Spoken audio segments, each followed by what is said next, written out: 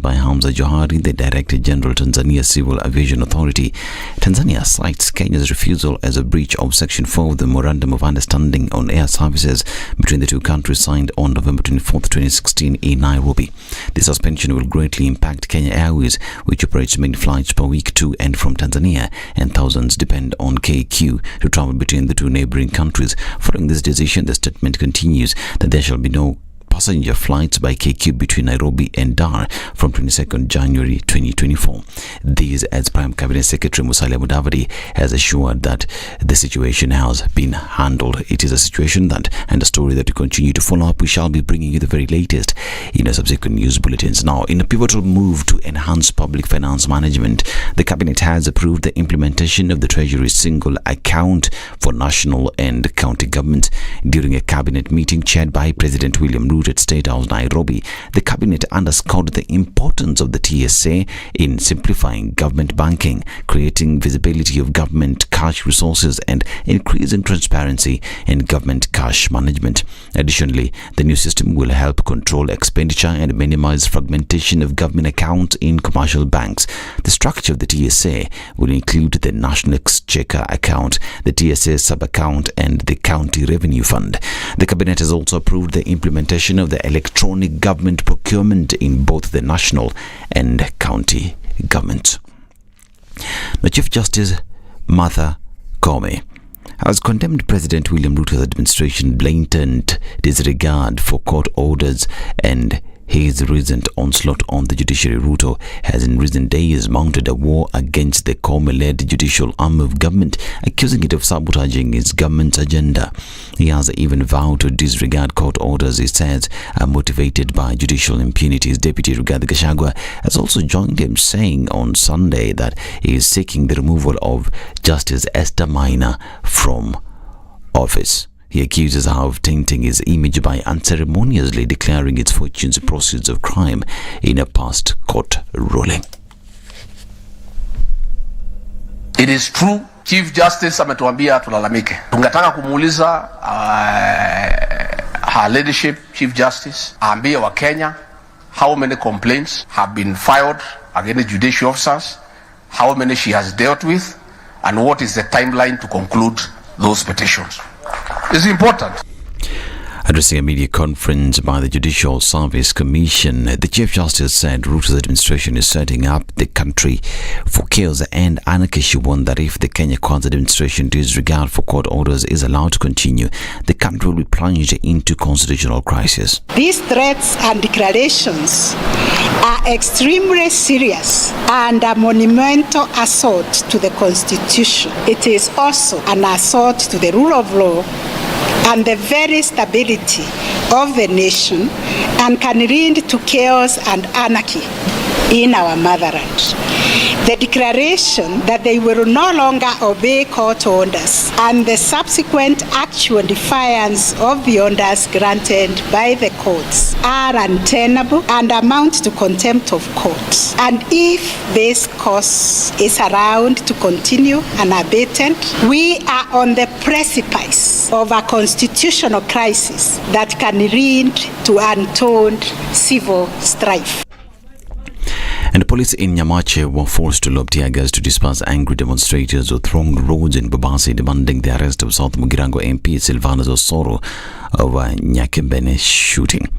The residents, led by a section of members of Kisii County Assembly, faulted the police officers for excessive force while dispersing the residents. The angry protesters carried a coffin with Osoro's effigy to express their anger. This comes as lawyers allied to Governor Arati also faulted the lawmakers for allegedly colluding with some officers in uniform to alter statements made by the governor at the Kisii police station over the shooting incident. And the Kenyan shilling has hit a historic low against the dollar, sinking below the 160 mark Monday. According to officials' data by the Central Bank of Kenya, $1 was costing 160.2384 as of Monday, January 15th. This is Newswire. I'm Dennis Assetto. Good morning.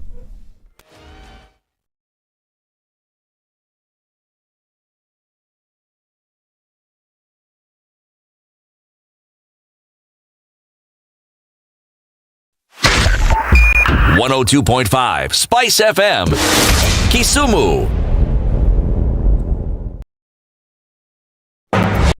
The following takes place from 6 a.m. to 10 a.m. every weekday on SpiceFM. Revenge is for children. It's for kids. When you grow up, you realize the best revenge you can take on somebody is to ignore them. Now, I'm just new in politics. It is not everybody's cup of tea. That's why some people come in one term and that's it for them. Political parties in this country do not have ideologies, whether luring or otherwise. And that is the effect of corruption.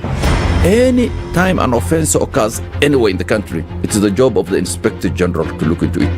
Whether it's corruption, whether it's murder, whether it's petty, that is his job. If we have chosen to be a corrupt nation, then we produce corrupt leaders. Everything then becomes chaotic that you cannot be able to change a nation.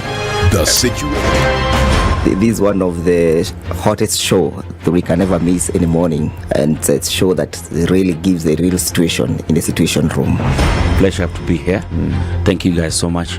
Nduthai, nice meeting you. Even beautiful in person more than in photos. Say that again. Character is like pregnancy. You cannot hide it. You know, people hiding here and there, you know, but after 2-3 months, 5 months, now you realize, so that is why the attitude that you are showing us, you're pregnant. It's like what my grandmother would say. You cannot pickpocket a naked man. How's that? It's communal, isn't it? No comment. The Situation Room, Kenya's biggest conversation. It's critical that people pay taxes. But then taxation has to have a limit. When you start overtaxing people beyond certain limit, then this is now we call robbery with violence. We are all struggling, but we don't show. If you're not doing well, shame on you. But you have to say, I'm broke and I'm struggling. We are not okay until everybody is okay. We are pretending to have political parties. Why don't we just be honest? And we say, these are the Luyas, these are the Kambas, these are the Kikuyus, and we find ourselves in Kenya. You know, with politics and leadership, no matter what you do, there will always be a complaint. There will always be the assumption that you're either stealing or you're not doing things right. As a leader, don't fear. If you know you're doing the right thing, you've thought about it, you've got an expert advice, do it, then understand later. This country, we don't need prayers. Prayers is between you and God. Good governance and thinkers who care about the country and not their stomach. That's what we need. The Situation Room, Kenya's biggest conversation.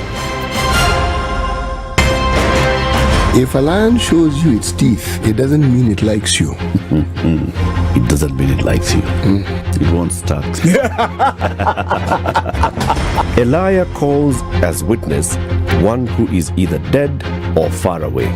Say it in Kisii. Ben low, nin inte, yenin there, ayu markati kadikta. You know this character called a liar. He has disturbed people. So when you tell him, who are your witnesses, he will take you to a place where it is difficult to verify. For someone like me who sweats a lot, I cannot survive there. Sweating is biblical. And you must blame it on Adam, not me. Because Adam messed up and he was told, no, you fellow, you, by the sweat of your brow, thou shalt eat. The Situation Room, Kenya's biggest conversation.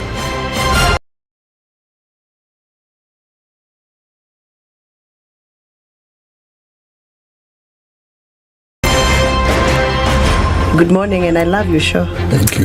Having come from a Kikuyu radio background, I migrated to Spice because of the content. I was born in a slum, but somehow I got a break in life. So sometimes when you see the sweating coming out because of the passion and whatever it is, behind the noise, there are people. And we share the same umbilical cord. It shouldn't be like that. I am so disappointed. We used to tell Honorable Raila Amolo Odinga that he's doing politics of conmanship. And even President Uhuru Kenyatta, serikali hii ndio iko na conmanship ya hali ya juu. You cannot promise people that you reduce tax, then you double. In politics, there is the issue of trust. For you to turn around and then stab the same people who gave you that trust, there is no other level of dishonesty. Good morning and welcome to Tuesday. Okay, so Nairobi streets. Yesterday there was a downpour somewhere, somehow, and roads were slippery in the morning. Maybe not so much today. We're going to see what it has in store. But as you're coming off of Jogo Road, heading out towards Landis, you'll see some movement. Then not too clogged, getting out towards Haile Selassie. But then Haile Selassie will be at a standstill in and outbound as you then approach or leave the Kamkunji roundabout. If you're coming off of Thika Superhighway, you're all right for now. Traffic is not a thing as you're getting into the CBD, and coming out of Westlands, it also looks pretty good. Tuesday morning is not starting off too badly. We will see hold-ups, and that's for sure at some point today. So an eye on things. Let's see how it pans out. And in the meantime, let's talk on SpiceFM KE on X and keep things moving this Tuesday.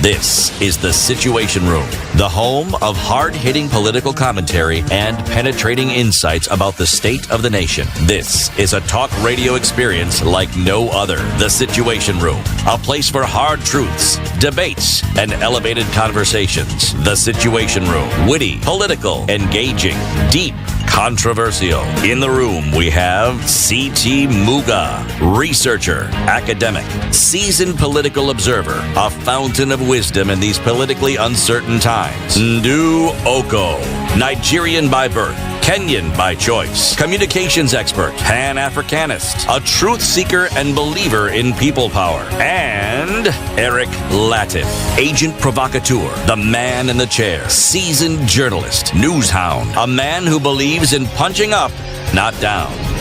This is The Situation Room, the only way to start your day. 11 minutes after 6 o'clock, and welcome to Tuesday, January 16th. Things are happening, and yay. Even as your power bills go up and, fuel goes down, still things are managed somehow. Yes. Well into the second week of January, and things are flying and going very fast. And here we are saying good morning to you on Kenya's biggest conversation. Karibu sana to The Situation Room this Tuesday morning. All right, as we get into it, a couple of conversations we will have today. And as we're getting into that, we will look at diplomatic relations between Japan and Kenya. There are very, very many years in that history, and His Excellency Ambassador Okinawa Ken will join us at 8 a.m. today to look at how those have developed over the last couple of years. Political party inroads, we'll be talking with Senator Eddie Okoh at 7 a.m. and what exactly is going on. Let's look a little bit at the politics of things and have that conversation at 7. Sawa. And finally, we'll talk with Dr. Jonah Aibe. He's the CEO of the Public Service Superannuation Scheme. It just sounds like something out of space. Superannuation. Big things. Sindio. And the pension too. That conversation we'll have at 9. And on that note, good morning, Eric Latiff. What's up? How are you? Fit sana? Mtoto ameingia shule? Imagine. Very good. With bumps and hiccups and everything upside down, but hey, we're in school, so you will we'll figure give it us out. that story, my friend. Yeah. Must have been exciting. It was. Yeah? It was exciting, and at the same time, you're like, oh my goodness, why does this take so long? But with so many students coming to school, coming to high school, then I guess at some level was understandable. And then there are frustrations, of course, because not everything is complete. Yeah. On the first day, we have to do so many things, and we don't have everything that we should have on that day. But those are some of the bumps, right? And we'll get them. In the coming days, they'll be sorted.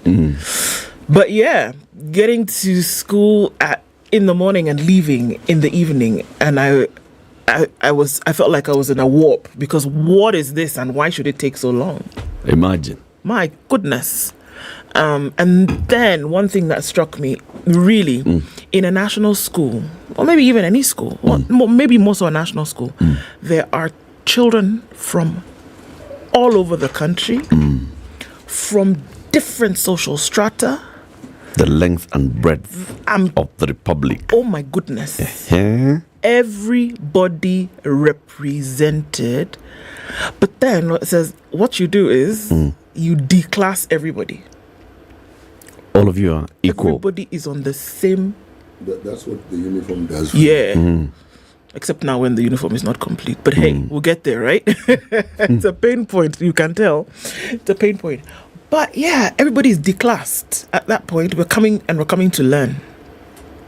And everyone is going through that process. Yes. Irrespective.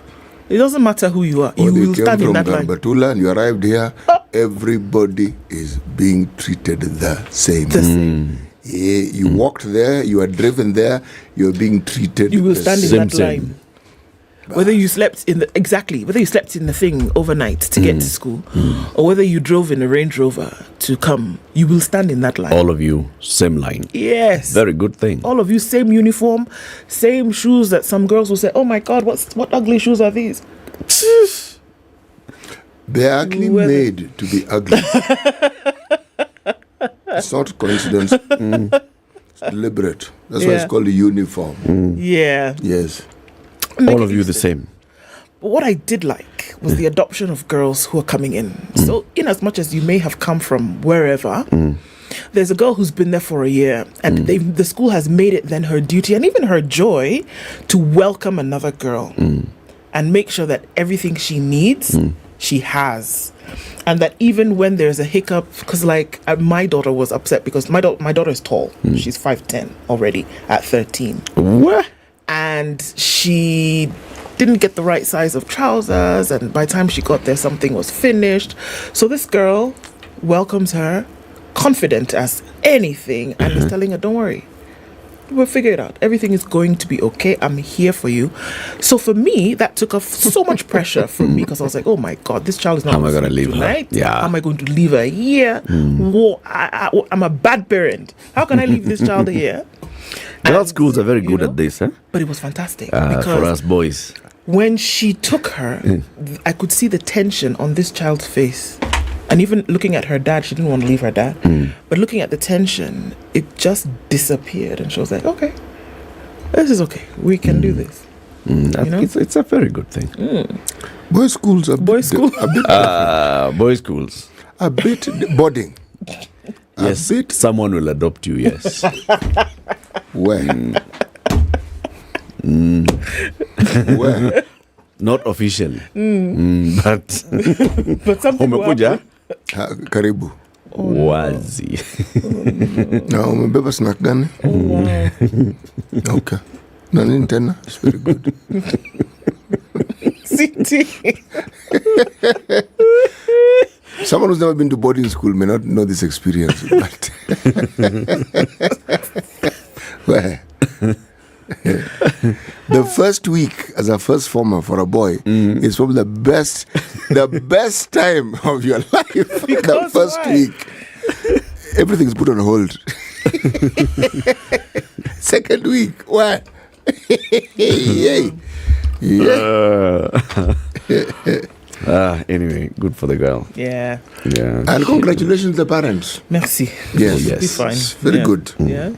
Very good indeed. Tunamtakia kila laheri. We'll be talking about that as well as we look at the headlines. It's a story in the papers. Yes, it is. 20 minutes after 6. Good morning. How are you? Oh, City. Mambo vipi? Oh, by the way.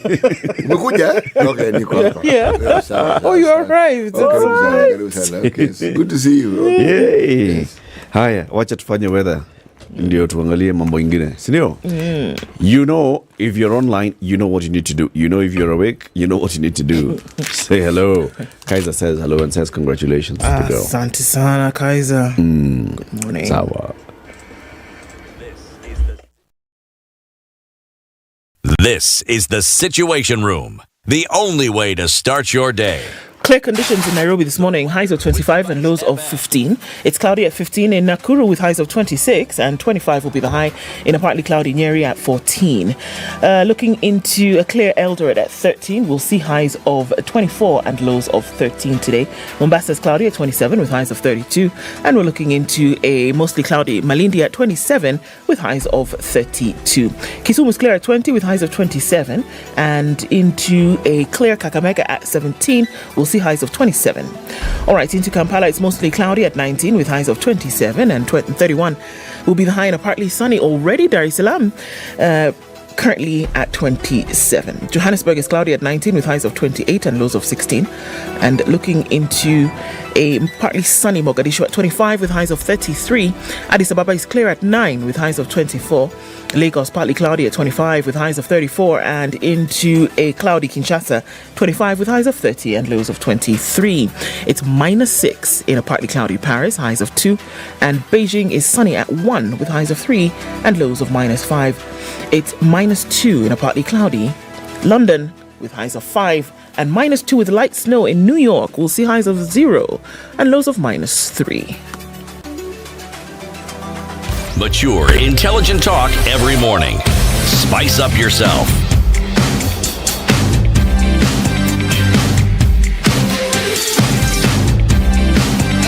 Mornings done right.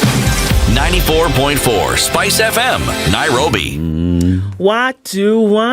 Abuto Kamala says, good morning, Ndu Eric CT. A great morning to be alive. Ndu Lepeleka Reem. Oh, Reem's Ngapi Jana. None, my friend. None. This is what is a true case of when they say they provide books, they actually provide books. And many horror stories of folks who say they're going to provide books, and then you get there and then they tell you. So was the girl given books? They're given in all of those queues? They'll be given later. Yeah, later on. So week 1 is like orientation for them. So they'll be given books. But there was no shocker like that. Happy MLK Day. Yes, it is actually. Martin Luther King Day is the 16th of January. Don Salbo says, good morning. Today, Iowa caucuses. Yes, they are happening in the US. Airbnb are becoming dangerous crime scenes. It's quite scary, actually. In Malawi, dangerous, we say Sowopsa. Of course it is. What else could it possibly be? Did you say Sowopsa? Sowopsa. Sowopsa. Oh, Zoopsa. Okay, Zoopsa. Zoopsa. That's dangerous. So you're very Zoopsa. What? Who, me? Yeah, I'm just saying. Dangerous can be a good thing. But let's have that conversation later. Carol Nyambura says, good morning, everyone. Nawapenda sana. Barikiwe sana. Jabari. What's Jabari? It's a name. Jabari ya Usubui. Maybe Habari. Typo. Oh, it could be a typo. Oh, voila. Okay, Jimmy Wekesa says, good morning. Sir George Gashori says, tuned in. Happy Tuesday. Have a great day. May God protect our motherland from anarchy. Hey, I've seen that word this morning in the headlines as well. Jeffrey Magaka says, good morning, good people. Loy tok tok iko locked. Baridu tu. Ya Kilimanjaro. Kitu kama hiyo. Inamwagika kumwagika loy tok tok. Ednah pewe salamu mingi sana. Mepewa. Chukua. What a beautiful morning, Tony Malila says. Yes, it is. Spice team, mimi nataka chapo na chai ya maziwa tangawizi. Chukua. Kwa mbali nasi tafadhali. Nasi tafadhali? Nasi tafadhali. Sheesh. Okay. Jennifer Atenyi says, good morning, tuning in from Kikuyu. Abito the lady, a very good morning to Eric and CT. Special regards to Ednah. It's amazing how your ducks are always in a row. Ednah's ducks are properly in a row. It's not even funny. Patrick Muga says, good morning from Toronto. Desmond says, good morning, Ndu. I wish him, her, yes, a bright success with a pure A plane. We are taking it. Ndu is back. Yes, she is. Good morning, Agola. Agola, you've removed the Linda from your name. What's happening? Robert Tobacco says, tuning from Mombasa. Sir George, yes, thank you very much. Tuning from Dubai. Regards to Ndu, Ednah, and CT and Eric, wishing you a wonderful day ahead. Welcome back, Ndu. Thank you very much. Charles, you're tuning from Sydney. Hello, guys. Tuning from the Palms Resort in Nyali, Mombasa. It's MCR. It's been a minute. Angor is tuning from the hills. Joe Munga is here. Stella, Patrick Washigio. Josegi is also tuned in. Everybody, karibuni sana. The Mwea farmer Francis also says, good morning. Sema salimia kila mtu. Welcome for breakfast in Mwea. In Mwea? If we leave now, what time will we get there? Traffic permitting. If we leave now? In an hour we'll be there. Hour. So we can still be having breakfast. Hot coffee, sausages, nini. Hot boiling maize, rice dumplings. Mchele, si wali. Mchele. Such things. Yeah. Okay, everybody. And also that guy, Rutherford. He'd rather be here. Nice. City? Yes. Please, Ndu. The proverbs this week are from the West African country of Nigeria. Why is it that there are some people from Nigeria who can't say Nigeria? Don't mind them. It's very annoying. They say Nigeria. I hate it. Who are they? Is it a specific group? It's just people who didn't bother to get their diction right. I'm telling you, it's very not annoying. Mother tongue interference? Nope. Because you'll find a Hausa man will say Nigeria, an Igbo man will say Nigeria, a Yoruba man will say Nigeria. It's just people who just lazy with speech. I really don't like it. Or maybe that's how it was supposed to be. Then the Muzungu couldn't just put the It was N. named after the Niger River. The man gifted his girlfriend whatever, and then he said, let's call this place Nigeria. Of the River Niger. It's very annoying. And until now, it's become so much so that even like there's a famous telecoms operator. They put their 9 and then JA, so Niger. It should be Niger. Niger is the short form of Nigeria, right? But now they even turn it, and now people see the 9 and they say Nigeria. So yes, proverbs this week are from Nigeria. Okay. City, give the lady the proverb in English. She gives it to us in Pidgin. Yes. And then, or do you want to do the other way around? I am going to read it and actually massacre the Pidgin. Then she can now say it the way it should be said. Okay. How about that? Oh, you want to massacre it in Pidgin first? Well, I am going to. It is not my intention. So give us the Pidgin version, the Pidgin Kenyan version. Yes. And then we get the Pidgin version, and then the English translation. Okay, let's go. Okay. No matter how lizard they go press up, no go get chest like alligator.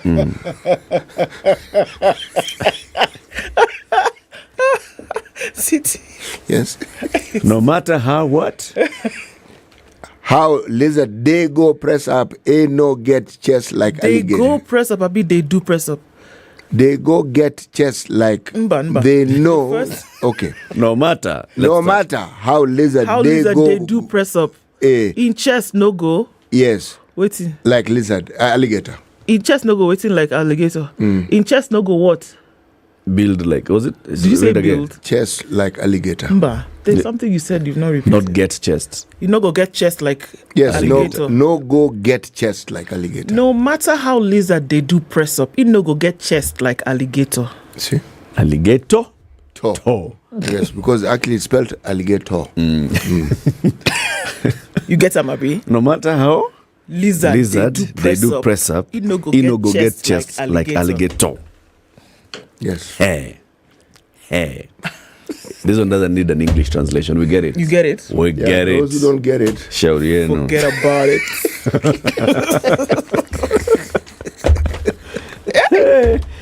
Headlines, please. CJ to Ruto, do not lead us into anarchy. Justice Martha Koome has warned the president and his allies that undermining the judiciary is an assault to democracy and will only take the country down the path of chaos and lawlessness. The quote, these threats and declarations are extremely serious and a monumental assault to the constitution, rule of law, and the very stability of the nation, and can lead to chaos. Where? Maman Justice has spoken. Maman Justice said where? There's a picture of a motorcycle operator, border operator, with a child in uniform and his mother behind. One can assume it's his mother. Then behind her is a mattress, a suitcase, a bucket. She's carrying another bag. This child is going to Form 1. This was a picture taken yesterday. A journey of 1,000 miles begins. A rider ferries a parent and student along the Kisii highway to join Form 1 yesterday. 1.4 million is the number of students that were expected to join and are expected to still join Form 1 this week. And schools have already reported congestion since there was no investment in infrastructure to accommodate everybody. Pensioners 30-year vain wait for 74,000 shillings. Nabado. There's a lot going on in the papers today. Gachagwa's Mount Kenya woes deepen. The touting of Kiaru MP as the region's supremo has split opinion and given the DP a new headache as he seeks to be Central's kingpin. DPP lawyers clash in Mandago trial. DPP has claimed that Uasin Gishu senator is interfering with witnesses in the Finland scholarship saga. The firm to pay 35 billion shillings in a KRA bribery case. A German software company will pay US regulators about 35 billion shillings, in fines to resolve investigations into bribery schemes in Kenya. Not a pretty penny. On the front page of The Nation. Murder. Mwangaza. Manda.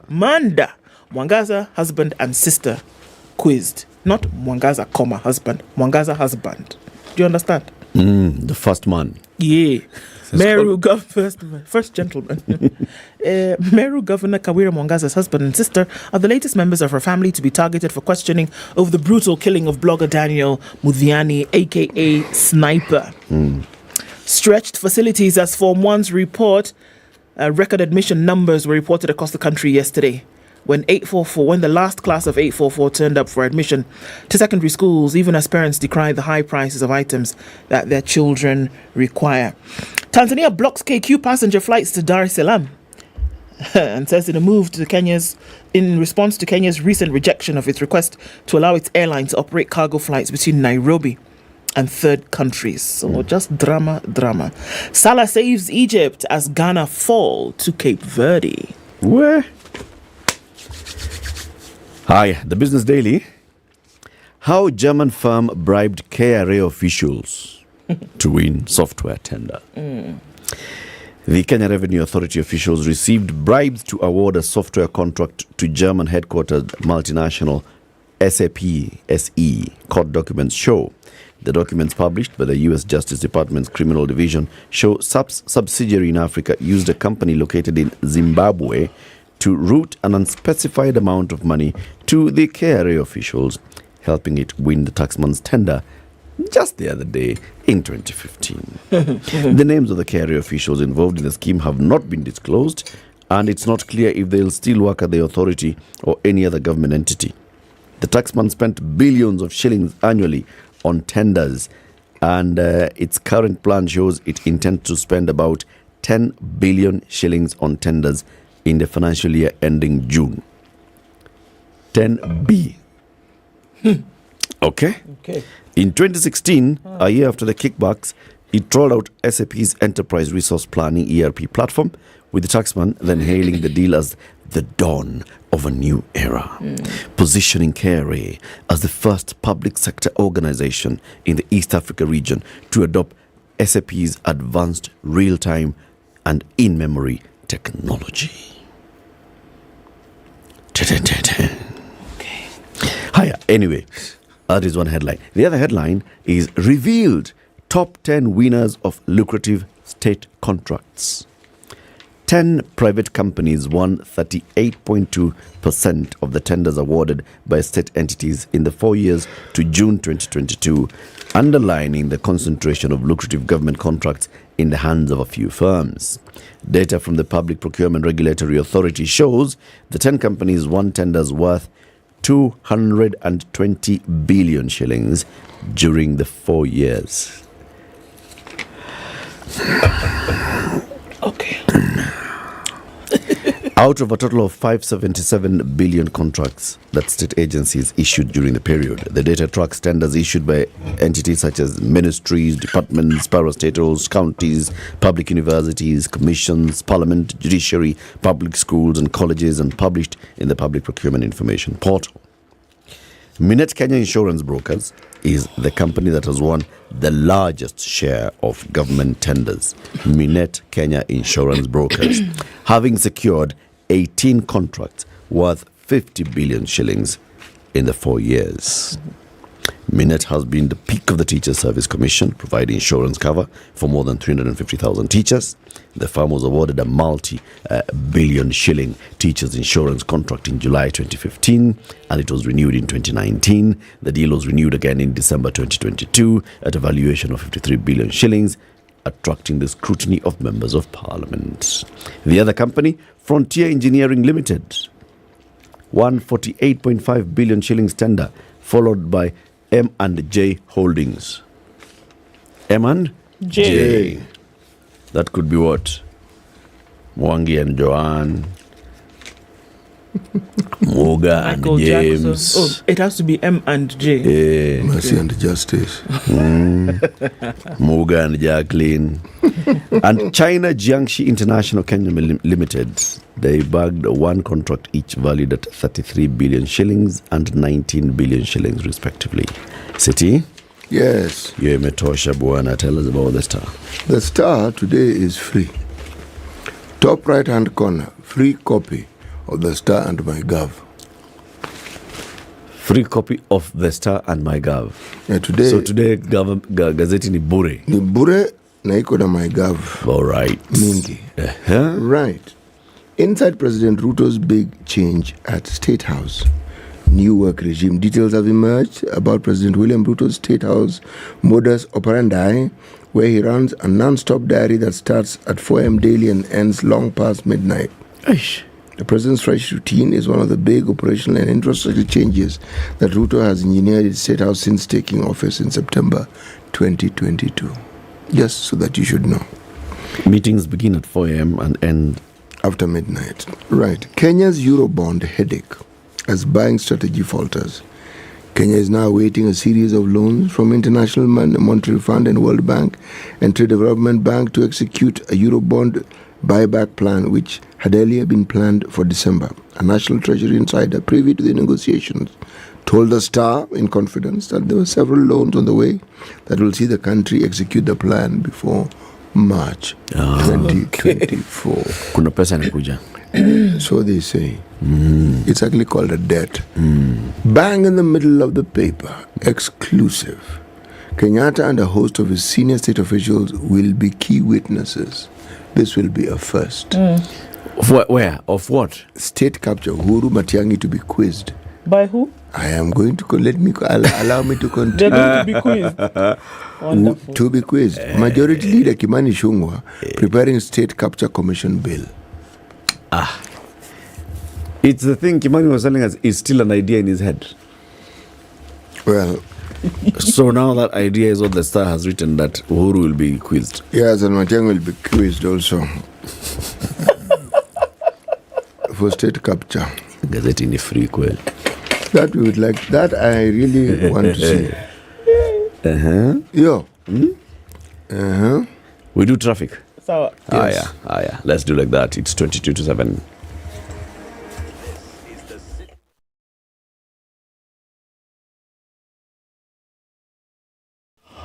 Okay, so where are we? Are you coming off Thika Superhighway? I think you'll be all right, at least for now. There's a bit of a hold-up on Haile Selassie. In and outbound traffic is doing the thing. Coming back to the Thika Superhighway, it's busy. Coming in from the Abmadari Valley Junction out towards the Pangani Underpass, that's where we'll see a hold-up. It's bumper to bumper. Then thereafter, you'll be fine getting into the city. Are you coming off Kangunda Road, just past Mama Lucy Hospital? There's traffic there, and it's going to touch on Outer Ring at some point.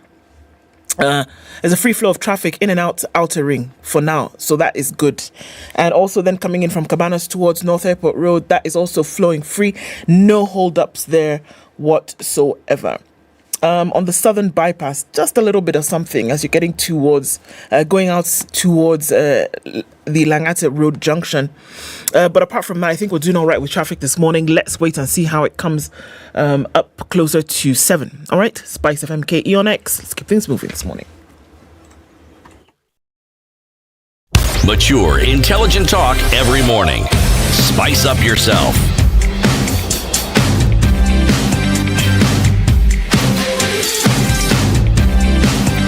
Mornings done right.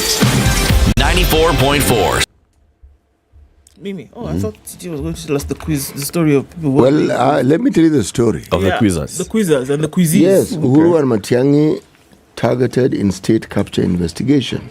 All right? Jubilee top guns likely to face the commission. Let me read the story. Former President Uhuru Kenyatta and top guns in his administration who could soon be put on their defense for their acts of omission or commission while at the helm of state power. The Star has established that the State Capture Commission of Inquiry is in the works to probe claims of abuse of power by top officers in the former regime. Kenya Kwanza is at the final stages of drafting a law that would lay the basis for the Commission of Inquiry. Sources intimated that the legal framework would be ready by March or early April to pave the way for the inquest that is likely to trigger political fireworks. Apart from Kenyatta, former Interior Cabinet Secretary Fred Matiang'i, Chief of Defence Forces General Francis Ogola, and immediate former Interior Principal Karanja Kibisho are likely to face the commission. What? But according to the Star, the people they name Kenyatta, Uhuru Kenyatta, Matiang'i Fred, Francis Ogola, Karanja Kibisho, and Hilary Mutyambai. But this is a bill that has not even been published. This bill has gone nowhere. It's still being discussed. It's an idea. Yeah. So what do you think is happening here? Yeah. What's the and how many pages is this story getting? 2. 2 pages of a story that is 100% speculative. Speculative. It's a maybe in somebody's head about a bill that could be. Could be. This hour. Number one, Kimani Ichung'wah would have to publish the bill. It would have to go to Parliament. It would have to get first reading, second reading, third reading, get passed, commission itself set up, and the details and the workings of the commission, the commissioners in that commission deciding whom they want to invite to summon. And then those people now becoming either Uhuru, Kibicho, Matiang'i, Ogola, and the others. What is this story? Well, Otinda Molo is being quoted as saying state capture is a conclusion. In any inquiry, you don't start with the conclusion, but the scope, what you want the inquiry to cover, what period, what institutions, and then the issues. Yes. Red herring. Why is our mind being focused on this speculative issue?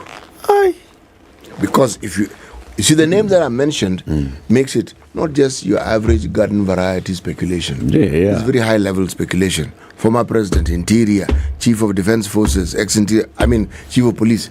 Goodness. You know who those are? That's the National Security Council. Yes, exactly. You cannot just say that, the top organ of Kenya's intelligence and security is going to be investigated. And by whom? And you just come in and go. Seriously, by whom? Exactly. No. Our attention is being diverted. Our attention is being diverted, and the question is why? That is such a hogwash story. It's such a hogwash story. I just cannot imagine what the game plan is and why the Star would write such a story and give it 2 pages. On speculation.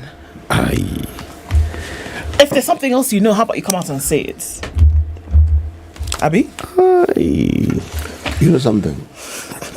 Why would such a story feature? Exactly. That's what I'm saying. If there's something that's lying beneath, how about you why it and just are tell you? us?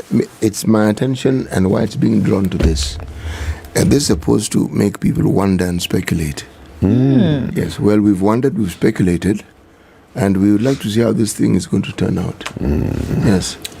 Because should this thing work out, what a wonderful thing this will be. Yeah.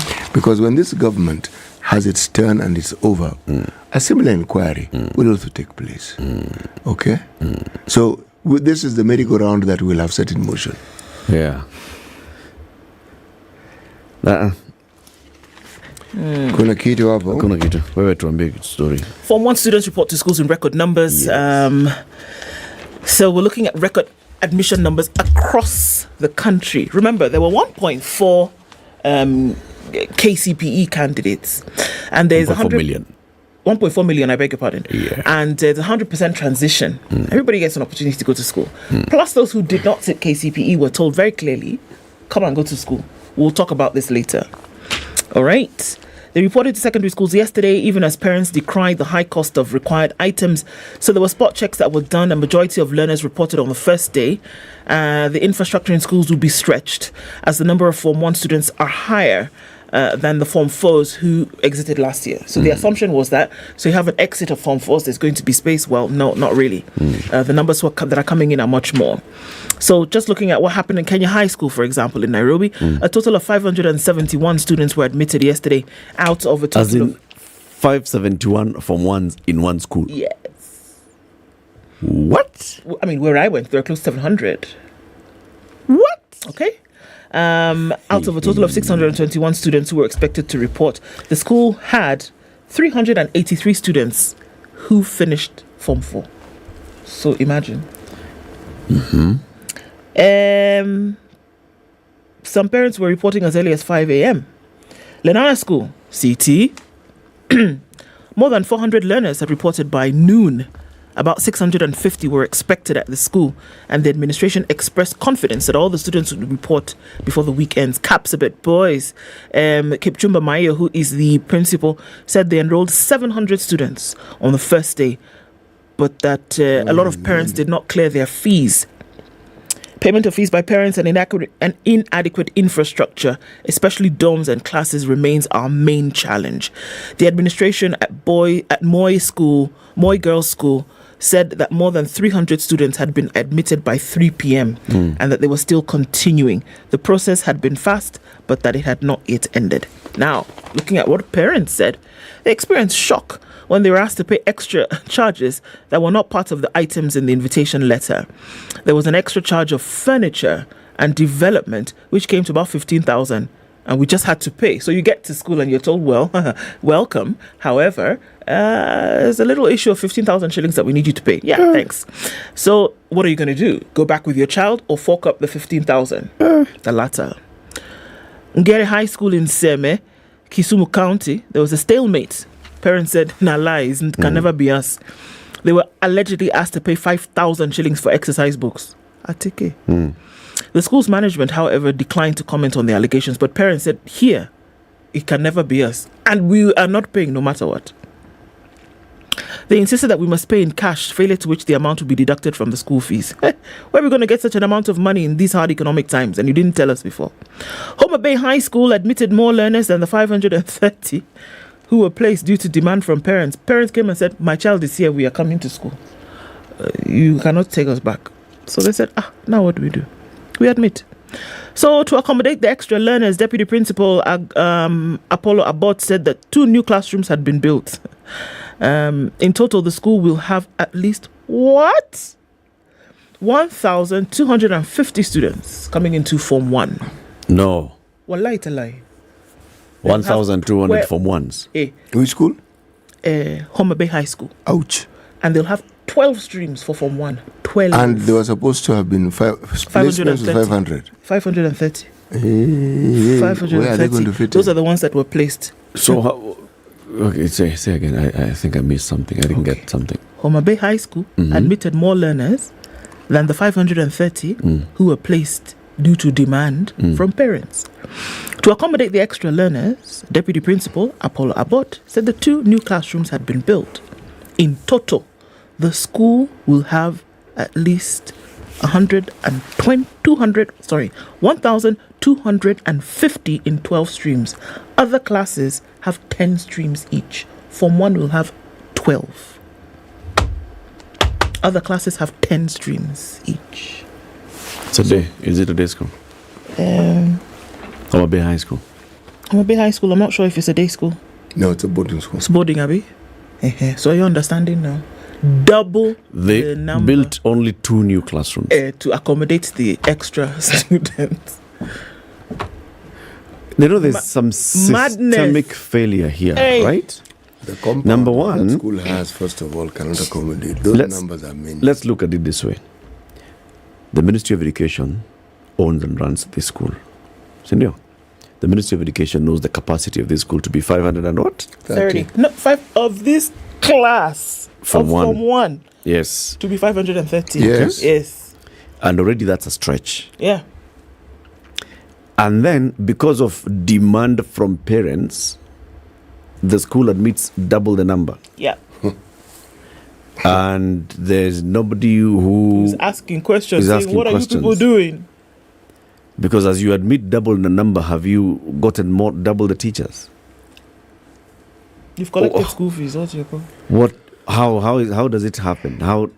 It's madness, Eric. It doesn't make sense. How will you explain it? Where are teachers coming from? I'm seeing someone saying Kakamega High School is also admitting 1,500 for ones. How? Where are you putting them? There's a problem, isn't there? Boss. How does this happen? We have an entire chain of education management officials all the way to the national level. How does a school admit 1,500 for ones, 1,200 for ones, plan to have 12 streams? 12 streams for Form 1. 12. Does the TSC know? Has the TSC deployed sufficient teachers? Or are we saying that now because the school has admitted this, the BOM will have to hire teachers, so many of them will be BOM teachers? What are we saying? And when it comes to quality, how do we assure that these learners are going to get the quality of education that they ought to be getting? Quality out of the window. That really doesn't need to speculate. Meanwhile, in Kwale, Governor Japanni is telling them, you people are looking for scholarships and you're going to doctor the results of your children. Stop it forthwith. All in the same country. Many, many things happening at the same time. The infrastructure, the bane right now of this. There is, what is it? Okay, let's look at this school that is admitting 1,250 against your 530, or admitting 1,500 against what? Because that's the average we're looking at, 500 to 700, right? But then now you're admitting 1,500. You already have a depressed infrastructure issue. What is going to happen? But also, the children didn't just appear. This 1.4 million didn't just appear. 8 years ago, 1.4 million children may have been admitted, or 1.2 million may have been admitted to Standard 1. It was known throughout that after 8 years, they will go into secondary school. Yep. But you know what it is? That there are schools for which the demand is high. Guess what? Then there are schools, it's not that they don't have schools. There are schools for where which the demand is low. Exactly. Because this 500 extra that are coming to this Homa Bay High School, they were placed somewhere had been admitted somewhere else. Thank you. And what's the reason why they're not going to that somewhere else? You know, I'd like to check those somewhere else. You may even find those somewhere else also full. You know, for every school that you think someone doesn't perhaps prefer, there are those who are very happy to go to those schools. They're also very happy to get to the school. Yes. Yeah. You know, there are schools, you know, let me rephrase it. You will know the existence of some schools when you meet someone who tells you they went to that school and you have to ask, okay, where exactly is this place? Yes. And did you have students? Yes. Then they give you a whole story. Now, it's you who didn't know. Yep. If it's a government school, there will be a demand for it. That's true, but City, we cannot get to a situation where we are feeling as if we have to crowd children in schools as if we did not. These are children, these are not locusts that have just crossed over from Somalia. They're also not logs of wood. Yeah. We knew 8 years ago, we knew, we could have anticipated that there are going to be this number of children in secondary school. Oh my God. Surely. What I find particularly strange is how it is a student, a parent can actually insist that you take their child. How? They said they're not going. Well, you don't have to go, but I mean, what exactly are we being told here? The child has a right to education, but the reason why there's a cutoff point for admission is for that very purpose, so that the school meets the quota that it can actually cope with, it can accommodate. So the parents insisted, and then what? Even at some point when the school, this is it, because I think that's what you're saying. You as the school, you know my capacity, okay, let's just take the dorm. You know my capacity for the dorm for new intake is 700. Have they built new dorms? I can take 700. They're adding an extra layer on the deckers. Abi, now they're triple deckers. Triple decker. But you know that your capacity is 700 in the dorm. The child is lying like this, and this is the roof. No, the child and the child and the roof are greeting each other. But then why? How do you take 1,500? Where did you expect? Like last night, for example, you've come from wherever to Kakamega. How do you expect? Where are they going to sleep? Your capacity is 700. Wow. Then you admit 1,500 who are going to board. Where do you expect them to sleep? It's not a question of it's basic mathematics. Where do you expect them to sleep? Where are they supposed to sleep? I'm not talking about classrooms. I'm not, because the average for Form 1 classes going to Form 2 is in a class is 70. Am I wrong, City? No, you're not wrong. 70. That's class teaching. Abi? Now, where are these children supposed to sleep? You know your capacity is 700. Now you've doubled the number. Do you know? I don't understand. How do you even have 10 streams? Okay, let's say you do. Yes. Classrooms, the size of classrooms are supposed to have accommodated 40 students. Now, unless the ministry changed the size, so made them lecture halls, okay, where 100 people can actually feature, okay, or they broke walls so that even then, learning in secondary school as in primary school is not the same as learning in the institutions of higher learning. It's very different. You're a much more mature person. That's why the lecture method is used. Okay? So, everything about what we're saying here is wrong. It is. Another one told us yesterday. Everything. She was giving instructions about how you should come and get. She said, I teach a class of 70, so trust me, you'll be able to hear me. I said, is that something we should be proud of? You with your tiny frame like this, shouting 70 to be taught. Why do you have a class of 70? Yeah, it's the demand. You see, this is the other thing.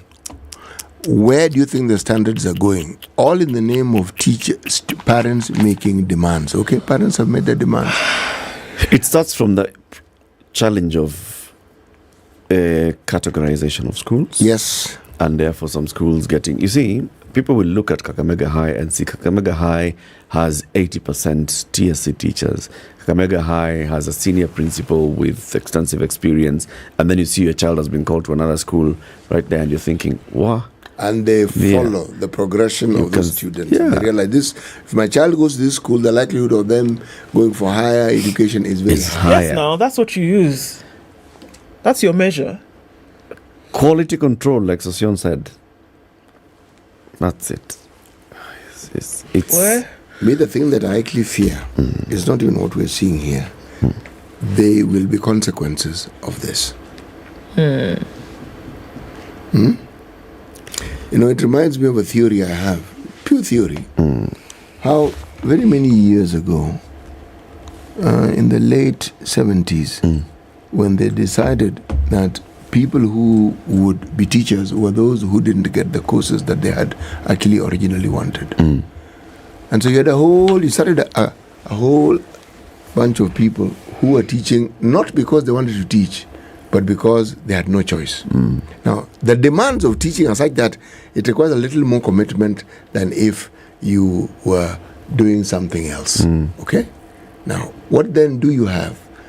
If someone isn't committed to teaching, my theory here, or a whole bunch of people are not committed, then the welfare of the student is not really their concern, not really a bother.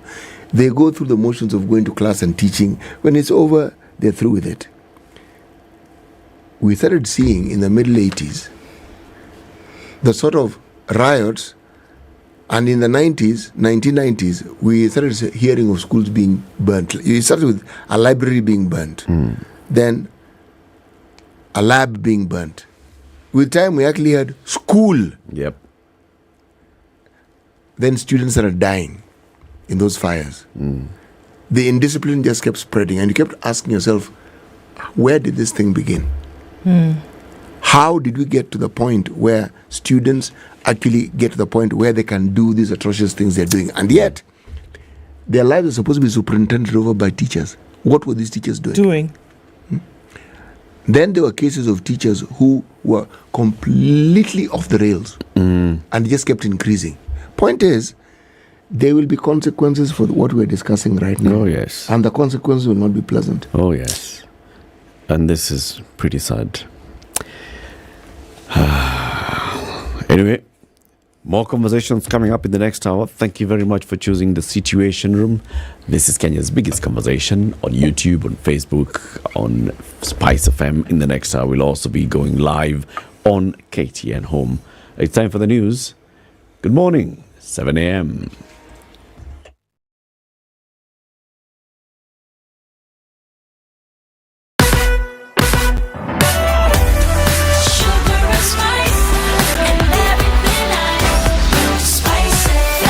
Spice up your life.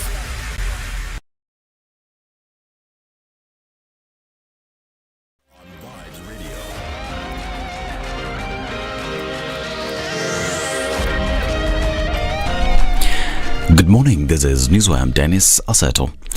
Kenya and Tanzania have committed to resolve a row that earlier saw Kenya's southern neighbor suspend flights from Nairobi to its capital, Dar es Salaam.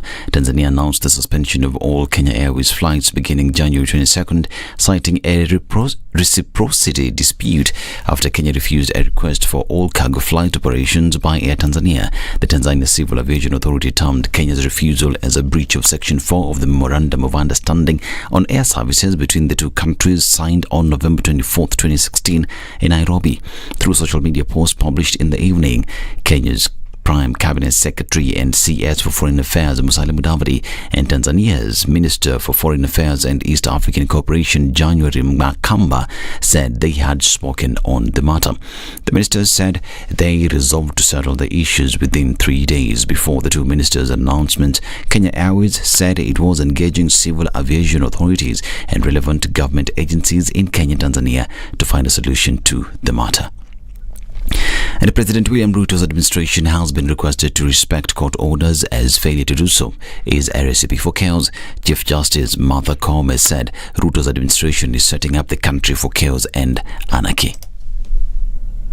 The declaration that they will no longer obey court orders and the subsequent actual defiance of the orders granted by the courts are untenable and amount to contempt of court. And if this course is allowed to continue unabated, we are on the precipice of a constitutional crisis that can lead to untold civil strife. The Judiciary and the Judicial Service Commission cannot countenance this and will not be part of it. She warned that if the Kenya Kwanza administration's disregard for court orders is allowed to continue, the country will be plunged into constitutional crisis. Among the court orders which have sparked anger from President Ruto are the halting of a new social health scheme, a housing levy, the privatization of 11 government parastatals, the rollout of the Maisha Number project, and the privatization of the Mombasa and Lamu ports, among other projects that the Kenya Kwanza government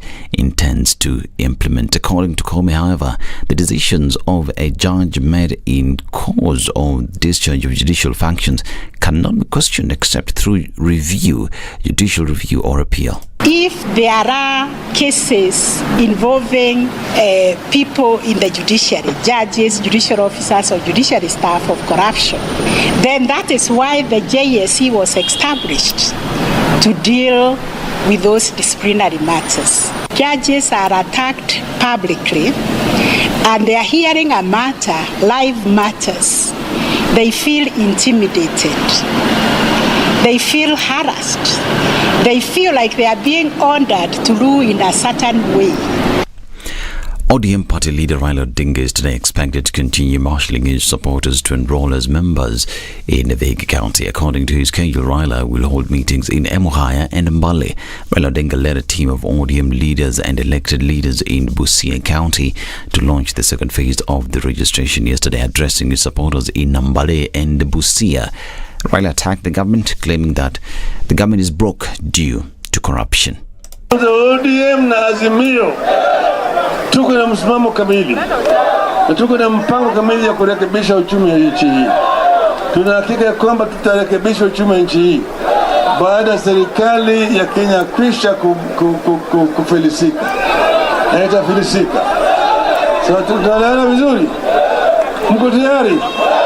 Mko tayari? Nataka mwingie ndani ya chama cha ODM. Mko tayari? Mko tayari vijana? Odinga is now advising President Ruto to look for economic experts who worked with late President Mwai Kibaki himself as Prime Minister so that the economy can be worked on.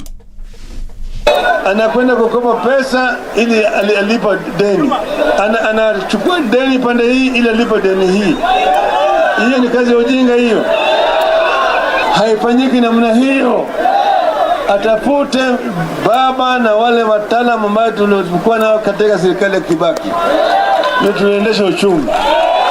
Unajua namna ya kuendesha gari hii ya Kenya. Tukiingia kwenye steering namna hii.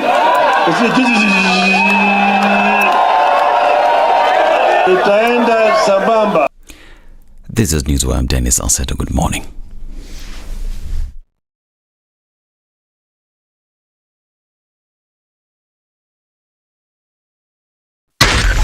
SpiceFM, Nakuru. At a few minutes after 7 o'clock, traffic starting to build different parts here and there. The Thika Superhighway as you approach the Pangani underpass, that's where we see the most of it right now. And also on Gong Road, interesting, it's quite heavy as you touch on that Naivasha Road junction. It's coming in then towards the CBD. Also, Raila Odinga Way, there's something going on there because traffic is heavy all the way from the T-Mall junction, then heading out towards the Strathmore University junction. So something happening there. Uhuru Highway is pretty busy. And we're also looking at Haile Selassie bumper to bumper in and outbound. Jogo Road is busy. Kangunda Road today, past Mama Lucy, now way past Mama Lucy, and then coming in towards Outer Ring is quite the hold up there. So we're keeping an eye on things this morning. Let's see how they progress. It's heavy on Kiambu Road, heavy on the Thika Superhighway as well as Limuru Road this morning, and traffic hour has started early. Let's see what happens in a short while. We'll talk on Spice FM. KE on X.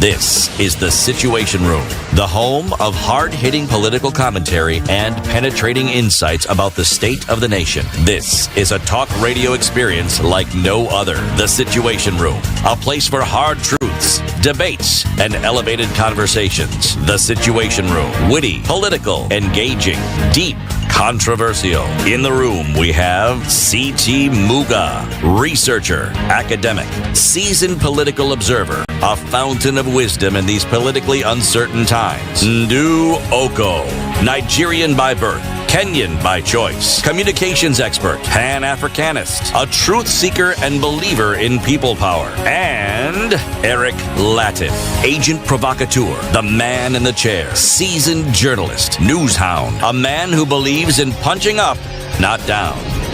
This is the Situation Room, the only way to start 7 your minutes day. after 7. Welcome to the second hour of Kenya's biggest conversation, the Situation Room. Ndu? Yes. Now with the Form 1 admission, and you've seen it live, you now have a very good story to talk about school fees. Where?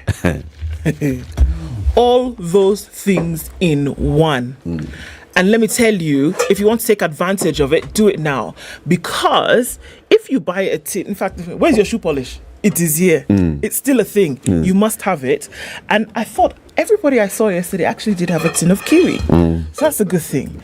Kiwi is saying, you know what, step up and shine, and you can still do it. Form 1 admission still going on through this week, and still a chance for you to get in on this. Buy a tin of Kiwi with the new logo, and then you'll dial *459*5#. The code under the lid, when you pop it, you'll enter that in, and you win instant airtime or data. Thereafter, you get the chance to enter into a draw. 4 people every week, 35,000 shillings. Let me tell you, people showing up to Form 1 today, and you're being told 15,000 shillings for books, 12,000 shillings for books. Kiwi. That's it. Our next guest is a senator. The senator for Migori County, Eddie Okech. Good morning. Morning. Happy New Year. Happy New Year to you. Welcome to Kenya's biggest conversation. That's the hot seat of the Situation Room. Thank you. Now, you've heard that story. I am sure you have received many requests for support for school fees. This is one way to also go ahead and support school fees. Children are reporting to school, they need shoe polish, right? Yes. So, nunulia wa orangi. And as you buy for them shoe polish, you're also putting them on a draw to win school fees. Honaje? Brilliant idea. 1 plus 1 is equals 2. At least something is happening in the private sector. Yeah. Unlike this government where you serve. Absolutely. Absolutely. Sad state of affairs, because when you invest in children, you invest in the future of the nation. Yes. And in fact, when you want to measure how well we are doing as a country, we measure it on how we treat our children and how we treat our women. But unfortunately, we're in a country where such at times, even children struggle to make sense of whether going to school is important or eating at home. Do they stay at home to be fed, or do they go to school? I look forward to a time when in our country we will not have children faced with an option of either or. It will be I'm going to school and I'm having good health. Very good. Yeah. Very true. Welcome to the conversation. Thank you. As you hear, there's Kiwi, and also next time you want to do a quick run around Nairobi, or you're in Mombasa and you've just gone to Mombasa for a meeting and you need to transfer from the airport to your next hotel, or from hotel to airport, or from hotel to another place where you have another private meeting, or Nakuru, or Naivasha, or Kisumu, or Eldoret, Maramoja Taxi.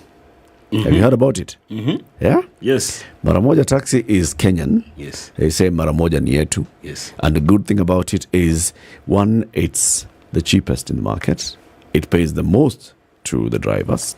And on top of that, you can actually even pair a driver that you like. So if you have this one driver that carried you and you liked the work, the service, a conversation that you had with them and everything, you can decide, next time I'm in this area and I need a taxi, I actually am going to look for driver so-and-so. So you tap, pair, and go. That same driver. So you can have your cab guy in various different area codes. Wow. Well done. Congratulations. Yes. That's actually very encouraging, because innovation is what drives a country. And to see the innovation that they are bringing into the taxi market, so that has been dominated by Uber and other foreign taxi companies, is actually very, very encouraging and inspiring. If you can get that more innovation, and we as a people decide to promote buy Kenya, own Kenya, do everything Kenyan, we can make some strides that people have not made before in the country. So Indeed. Congratulations to them. Very true. And I hope Kenyans are listening. Yes, they are. And they are spotting the innovation that are coming from Kenyans. Sometimes the highest political class sometimes have got tendencies to find pride in consuming foreign. The idea that West is always right, West is best. And we've seen this in the health sector. We have seen this in the fashion sector. Oh, I'm wearing brands from Italy, brands from Lisbon, and therefore there is an element also in the taxi industry that people are thinking that trusting foreign is what will make them tick. I hope that it's high time that we start supporting our local brands and our local innovations. Very true. Yes. City, welcome the Senator with the day's proverb. This week, the proverb Senator are from Nigeria. Hey. Okay. So listen to the land proverb. Of proverbs, eh? Listen to CT massacring the proverb in Pidgin. Listen to Ndu delivering the proverb in Pidgin. Then give us your English translation of that proverb and then your interpretation I thought of it. you're the Englishman. You now. You can try Swahili. Homework. Kwako. Sawa. No matter how lizard they go press up, no go get chest like alligator. Say again, City, please. No matter how. Go. No matter how lizard they go press up, no go get chest like alligator. Bas. Who's dying over there?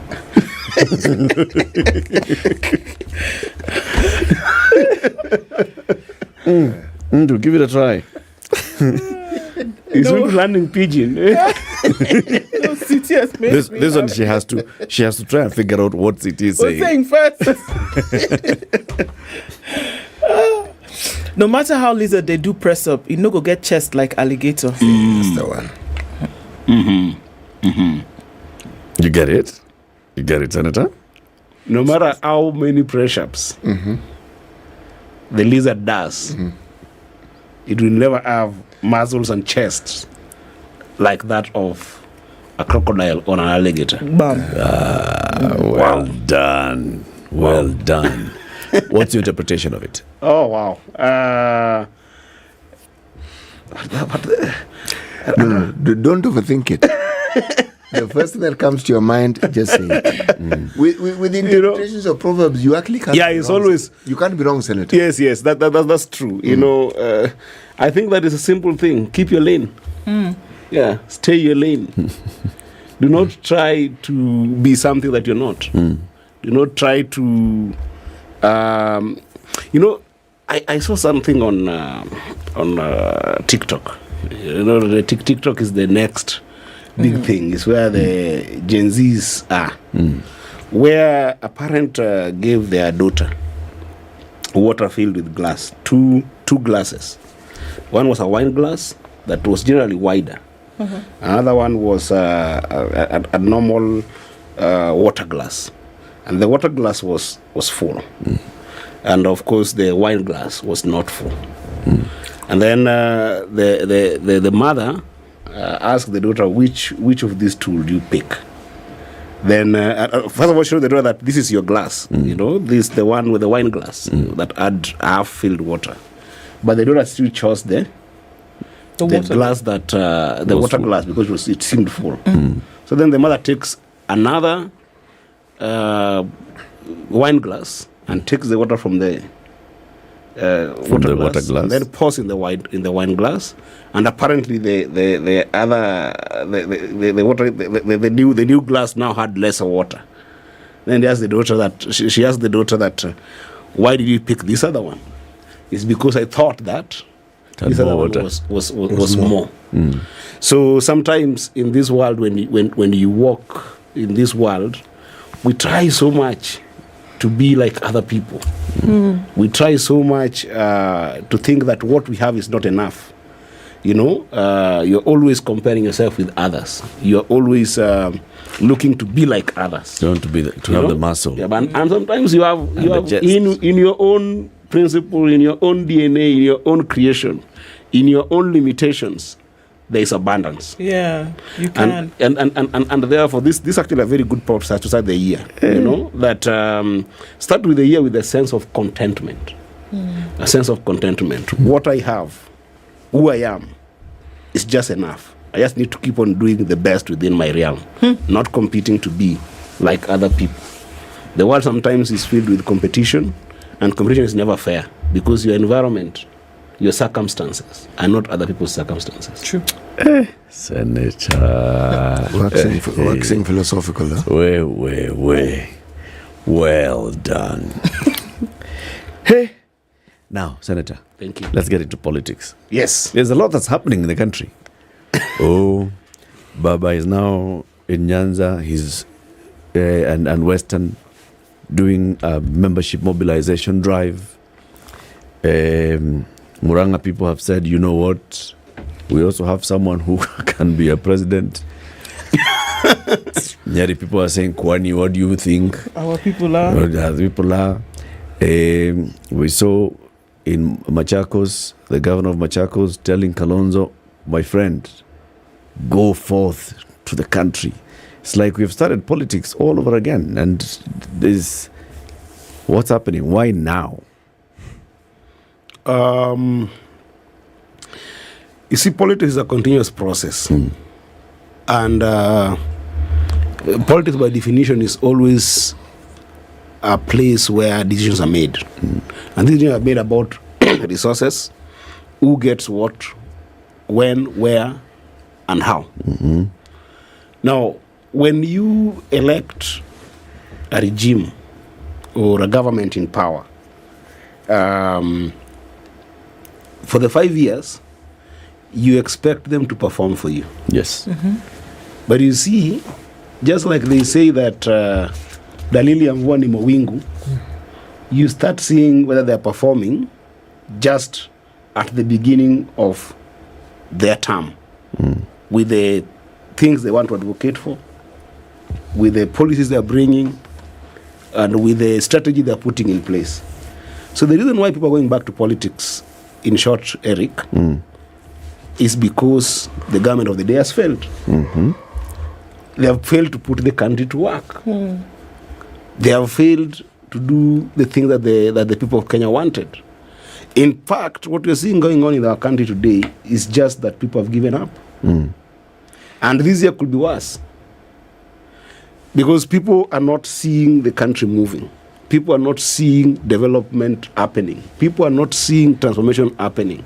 People are not seeing the government trickling down the resources that they promised to the most common people on the ground. So the life of the people, the times are hard. The life is hard for people. So then people are actually, this is psychological torture in the mind of Kenyans, that we elected a government that is not working for us, that has made our life even harder. So then what do? It's natural to go to survival mode. And the survival mode is, can I start preparing to make a new regime? For instance, what you're seeing with what is happening with the Kiaru Member of Parliament, where the people of Central are now saying that even Nini Nyoro can be a better deputy president. You see, that's actually not the issue. The issue is they are saying that we have a deputy president as the people of Central who is not working for us. These guys are in government, they're just amassing wealth, they're just doing their own things, but they're not working for us. So that discontentment that you're seeing in a place like Central Kenya, where their own is actually in power, just shows you that people are completely disillusioned. Senator, the voices are pretty loud. Yes. If we listen to what people are saying, I mean, leave the news bites and things, just hearing the chatter that's in the streets, really, is that people are not satisfied. They're not content. Before we could say that there's politics. It's Senator Okoh now trying to dig at the government. But there seems to be the situation where things really are just not right. Yes. Isn't it? Yes. Whether we can look at an economic situation, then today, there's diplomatic issues, there's this, that, the other thing. And it's not just political speak, where it could be that, politicians can use that then as ways to now jab at the government. But the truth of the matter is that things are not all right. But then I have to ask that, is it as a result of the negligence of the government of the day? Is it because of a situation of incapacity? Is it because the government of the day did not expect that things could go south so quickly? Because when we look at an issue, we have to look at the cause, no? The root causes are two, in my view, and very humbly so. The number one is the issue of incompetence. It's as simple as that. And incompetence, the manifestation of incompetence is sometimes also comes with a lack of agenda. And I'll take you step by step why I feel like the regime of the day is incompetent. The regime of the day is incompetent because the regime sold a manifesto, right? If anything is to stand with, the UDA and the Kenya Kwanza government, of course dominated by UDA, came on a platform to be able to solve what they called the economic quagmire among the hustlers. And these hustlers had very specific things that they were expecting the government to do. But then the government and the government of William Ruto and the ministers apparently seem not to know how to do it. I think I've been on this station when I gave you example of the way the Asla Fund was executed. and the problem around taxation. If you come and start telling Kenyans today that you want to insist on something like housing tax, the grandparent, the great-great-grandparents of the president, when people were fighting during the colonial times, there were different grievances. There are people who were fighting over land. There are people who were fighting against forced labor. But one of the things that Koitalel Samoei fought for was forced house tax. If you remember, house tax was also a very big issue. The idea that colonialists used to force people to pay house taxes. Then we are in 2024, and your president is also forcing us to pay house taxes. So the formula that the government is using currently, first of all, they're not sticking to their ideology, and number two, everything that they promised, they have failed on because they are simply incompetent and cannot execute on those. And then number two, that has worsened the situation, is greed and corruption. It's endemic right now. Every single proposals that you see that the current regime is proposing is just way of swindling and primitively acquiring wealth from the state. It's not what they promised. How do you know this? I'll tell you, because every single proposal that we are seeing is keen to avoid accountability. That's how I know. Because I'm in the side of the government that is supposed to keep the executive in check. And every single element of the biggest parts of the budget that we are having in this country are places that will certainly not invite scrutiny, will certainly not invite accountability. I talked about the house tax, for instance. And the house tax, you saw that when the judiciary was trying to keep the government accountable, they shut down the element of the judiciary. So basically, they want to kill all the institutions of accountability. In fact, I think that the only institution that is winning right now in the country of accountability is by large Azimio, and then specifically ODM party. And that's why you see Raila Amolo Odinga going around to strengthen the ODM party as the only platform that we can be able to keep this government at check. Because every single institution of accountability has been killed. Parliament. Let's start with Parliament. This regime, immediately they got into power, they bought most of the parliamentarians that they could be able to buy. So they could have a majority that can keep them into account. Look at something like renovating State House. We just talked about our kids going to school right now. Do you know how many parents are stuck with their children? They cannot go to school. Why would a government spend 1.3 billion to renovate State House as a matter of urgency when kids cannot go to school? Today, we have got graduates who graduated in 2008 that don't have jobs. And they're in their thousands. That's a lost generation. And even last year, we had more young people graduating without any kind of jobs in the country. You know, when my leader, Raila Amolo Odinga, said during his campaign that one of the stopgap measures that he wanted to put for some of these families is to make sure that at least you can have 6,000 every month. It looked like a joke. But look at it this way.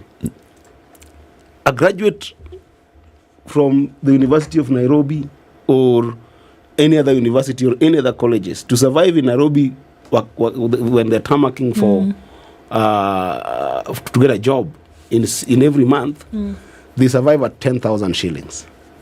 They can be able to survive at a bare minimum. That is so basic. Spending some 6,000 in a very basic house and spending some 4,000 in mostly transport to go and look for jobs. That's what I'm meeting graduates doing here. They come to my office. Many young people come to my office. Meaning that if you give them 6 months to be able to get a job, you only need how much? 60,000. That means that if you take this 1.3 billion that you are taking to go and renovate State House, but will they get a job in 6 months? That's the problem. But you see, the fact that you can be able to wake up every morning, just like the leader we talked about this morning, and do your press-ups, your circumstances can change. You can get some maybe an internship here or there. You can get an attachment somewhere. But that facilitation, which is what Raila Odinga was talking about, being able to open a door of opportunity for these young people. Senator, I want to ask you a question. I just want to finish this. If you're to take the 1.3 billion and give it them to those graduates in terms of a stipend as a government, right? You'd help 30,000 young people in this country. Why would you use it to renovate State House? Okay. City, can you... The answer is very simple. Because there's no accountability. People are going in to fact, give that money. I have... Ask the question so that we all can keep you accountable. And then we'll remind you that question after the break. No. Ask it. I do not want to be accountable. You're joining. It's 7:30. Kenya's biggest conversation, hosting Senator Eddie Okoh from Migori County. He's an ODM member of the Senate, and he's here. We're talking about politics and party politics and internal party politics as well. Conversation continues shortly. Good morning. This is the Situation Room, the only way to start your day. Good morning, and I love your show. Thank you. Having come from a Kikuyu radio background, I migrated to Spice because of the content. I was born in a slum, but somehow I got a break in life. So sometimes when you see the sweating coming out because of the passion and whatever it is, behind the noise, there are people, and we share the same umbilical cord. It shouldn't be like that.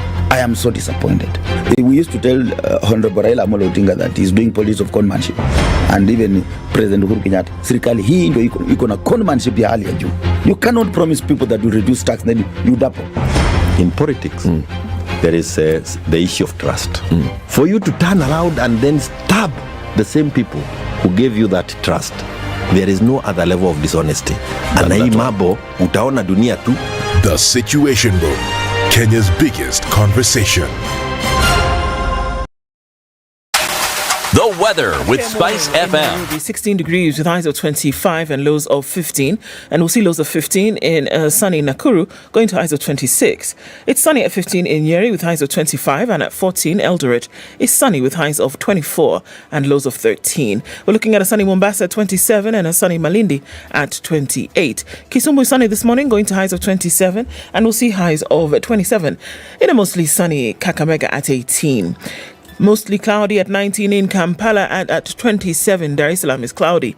We'll see highs of 28 in Johannesburg, where it's sunny currently at 20, and going into Mogadishu at 27, it's sunny 8 degrees and sunny in Addis Ababa.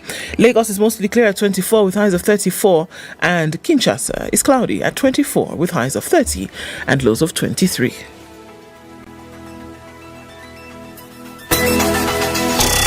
Love SpiceFM because of one, the music. The playlist is good. Spice. You played the best music. More of the classics and the hits you love. We are Spice FM. Okay, so traffic in the city, it's heavy on Gong Road coming into the CBD. Spots of traffic here and there at all your junctions on Gong Road. And as you get into the CBD, there's also traffic heavy coming off Langata Road. There's having an issue right around Raila Odinga Way. Not quite sure what is causing that. Limuru Road is busy all the way. It's bumper to bumper until you get to that Wangari Maathai junction. There's also traffic coming in from the Thika Superhighway, heavy in from the Outer Ring Junction, and it looks like it's going to take us through and through. Kiambu Road is busy all the way from the DCI Junction as well. Inbound traffic, outbound traffic is heavy on Juja Road today. Kangunda Road was also heavy. We're looking at everywhere you look with traffic this morning. Really, it's not lessened on Kangunda Road, and it seems to be tailing back even further. But we keep an eye on that and see what's going to develop shortly. We're in traffic hour now proper. Let's talk on SpiceFM KE on X and keep things moving this Tuesday. Are you ready? Okay. Spice FM. Mature, intelligent talk every morning. Spice up yourself.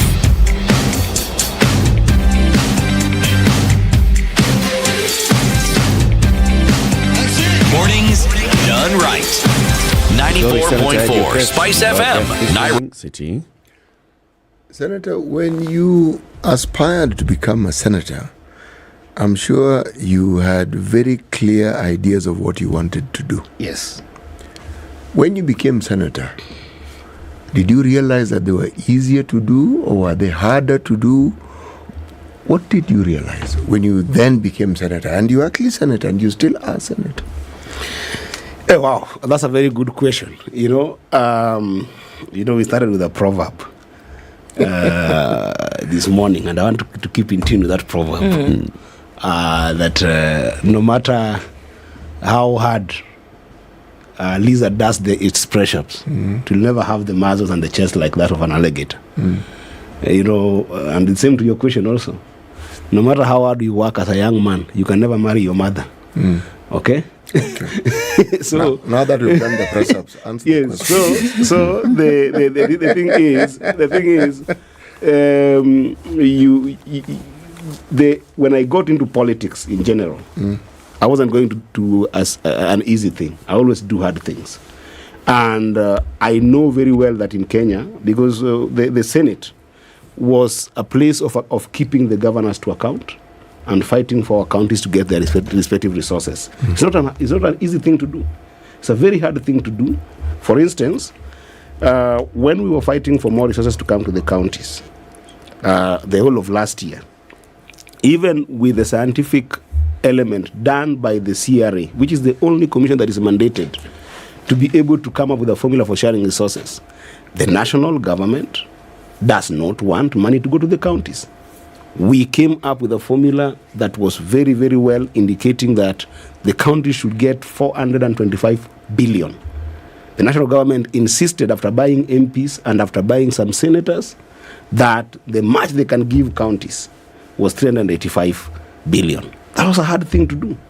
And we have seen also what we call scheduling of money, or what we call exchequer releases from the national treasury, for the money that has been allocated to counties to go to the counties. The national government has always stood on the way of money, of counties getting money. A very hard thing to do. But I'm proud of the Senate, actually, because we tend to have a 50-50 situation, because we have got 23 senators from the Azimio side, and then we have got 24 from the Kenya Kwanza side, and therefore the battle in that house tend to be firmer than the battle in the National Assembly. So that even if you're facing these headwinds, you see us being able to send money to the grassroots. Now, the last bit is now the oversight bit on making sure that corruption and greed is not devolved among our governors. That's also very hard, because you, as a senator, you don't have any allocation to be able to move about in the ground, to be able to check on projects, to be able to actually politically place yourself in the element of being able to oversight your governor. Because, for instance, in Migori County, the entire of last year, we made sure, and of course with my effort as a senator, that the county received 11.3 billion. That is by November last year. And that 11.3 billion is put in the hands of the governor. As a senator, the only thing I have is my salary. You can imagine if you're trying to keep it to account, or any other government trying to keep to account, they can easily use the resources at their disposal to work against you politically. That's a very hard thing to do, because we have seen the culture of what you've seen the national government doing, whereby because they have got a lot of money, when you go to the population, to the ground, when you try to keep them to account, they simply give handouts to those population to make noise against you. We have seen this in Nyanza. You've seen me fighting this in Nyanza, where a number of UDA operatives in Nyanza are simply coming with maragwe and coming with mchele to give the population, and then pitching a tent. It's the most humiliating thing. Women and children that need jobs, need employment, need development, because of their situation, you start coming with unga, you start coming with handouts to give them, and then completely blur their vision on development. Why? Because you can be able to steal from State House, you can be able to steal from national government, and then corrupt, the situation of the people on the ground. These are the problems that we are facing, and it's a very hard thing. It's even harder, whereby the institutions of accountability are being killed every day in this country. Tell me, when you look at the problems that you now face in the Senate, how different are they from the problems that people who were in the previous Senate when President Uhuru was the president, because there were delays in disbursements of money to the counties. Even then, there were delays. And we had governors sitting exactly where you're sitting and telling us how they could not perform the functions that they were supposed to perform. And MPs were allegedly bought. Yes. Yeah, I mean, the biggest difference is the people who were in those seats, and that's why I started with the competence, starting from the president, and coming to the ministers. To be honest, during Uhuru Kenyatta's time, if you looked at the face of the cabinet, there was some semblance of non-political faces, some semblance.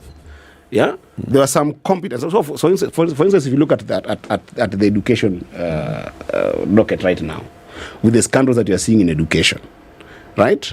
If you look at people like Magoha, God rest his soul in peace, the kind of deliberateness that Magoha put in education, because he was not a politician, he was an expert, right? And this is what our constitution contemplated. That the reason why we went for presidential system and not parliamentary system is because the government would then, the president would then have the latitude of being able to get some competent expert people and incorporate them in the cabinet. And right now, if you look at the face of the cabinet, right, the face of the cabinet are political gifts. Yeah, but to regions and to people. But you make it sound as though it's a bad thing. I mean, sure. It is. You know why it is? Why is it a bad thing? It's a bad thing because the president not have the leeway to appoint the people he chooses to appoint. He has the leeway to appoint the people he chooses to appoint, but based on the trust he's given by the people. The job that he's doing, he's not doing it because it belongs to him. It is a trust bestowed upon him with the people of Kenya. Actually. And the reason I'm saying this is very important to understand that the ministers that we have seen in government, they are not only incompetent, but also they're the conduits of the government. How do we determine their competence, Mheshimiwa? I mean, what is this measure? What is this tool that we use to measure their competence, so that when we know when they do this, that is competence. When they do this, it is incompetence. How do we determine this? There are a number of perimeters that actually the Constitution actually contemplates. The biggest yardstick is actually non-political interference with the management of public affairs and public resources. That's the biggest. I want to give you a very good example. And I started by saying that accountability has been lacking, and where money has been thrown in this government has always been places whereby you cannot keep them accountable. One of the biggest resources that has been deployed in terms of development in this country was started with the Ministry of Trade when Moses Kuria was the minister. You remember the edible oil scandal? How much money did the country lose because of that? Because under the watch of Moses Kuria, right, the president could easily find an ally to siphon resources. I don't understand. Did we actually lose money? A lot of money. How much? We lost a lot of money. We lost 20 billion. How? As a country, right? How? Because there was shoddy deals that were done, and the things that were delivered were wrong consignments in the country, and that money actually left government, and it never did what it was going to do. Then you remember the G2G scandal? Has this been concluded? It is concluded. The money is not there. Nobody can trace where the money went. The G2G scandal, when the president chose to use an ally in that ministry, right, to be able to say that we don't want now these oil marketeers. We're going to do have a direct relationship with the other countries, and then they bring a pseudo entrepreneur in between, a creation of the government, and then you hear that there is now 17 billion that is lost by some entrepreneur who is not there. It's the government, because the people... Senator, you work with records, right? Yes. In a house of records. Yes. The things that you're saying here are the things that have been concluded by a parliamentary investigation, or are you picking the things that we hear in marketplaces? No, these are not things that we hear. These are things that... When you say that money has been lost in G2G, is it a fact? It is. That money has been lost in G2G. It is a fact. It's on record that money has been lost in G2G. Yes. Okay. And when you say that edible oil, there is a scandal, and how many billions again have been 20 lost? billion. 20 billion has been lost. Yes. And this has been confirmed by what entities? Is it the DCI? Is it the EACC? Is it the Auditor General? The Senate? Is it the Senate? Is it a parliamentary probe? You see, which particular entity has concluded that 20 billion shillings was lost in an oil edible oil scandal? You see, this is where the country is in a fix, and I'm seeing why our country cannot grow, because scandals happen. It is clear that some money has been lost. Then commissions of inquiries are formed. Okay, Senate committees are formed. Parliamentary committees are formed. Okay, and in all these parliamentary committees, the person who is controlling them right now in the country is the president. So, even if you want conclusions on these things, they will never come. That's the fact. You see, facts are facts, right? If Senator Eddie Oketch, yes, who is a senator, yes, with constitutional powers, actually conducted an investigation or actually produced information that is incontrovertible that this has happened, whether or not the president is controlling or this or the other, a fact would be a fact.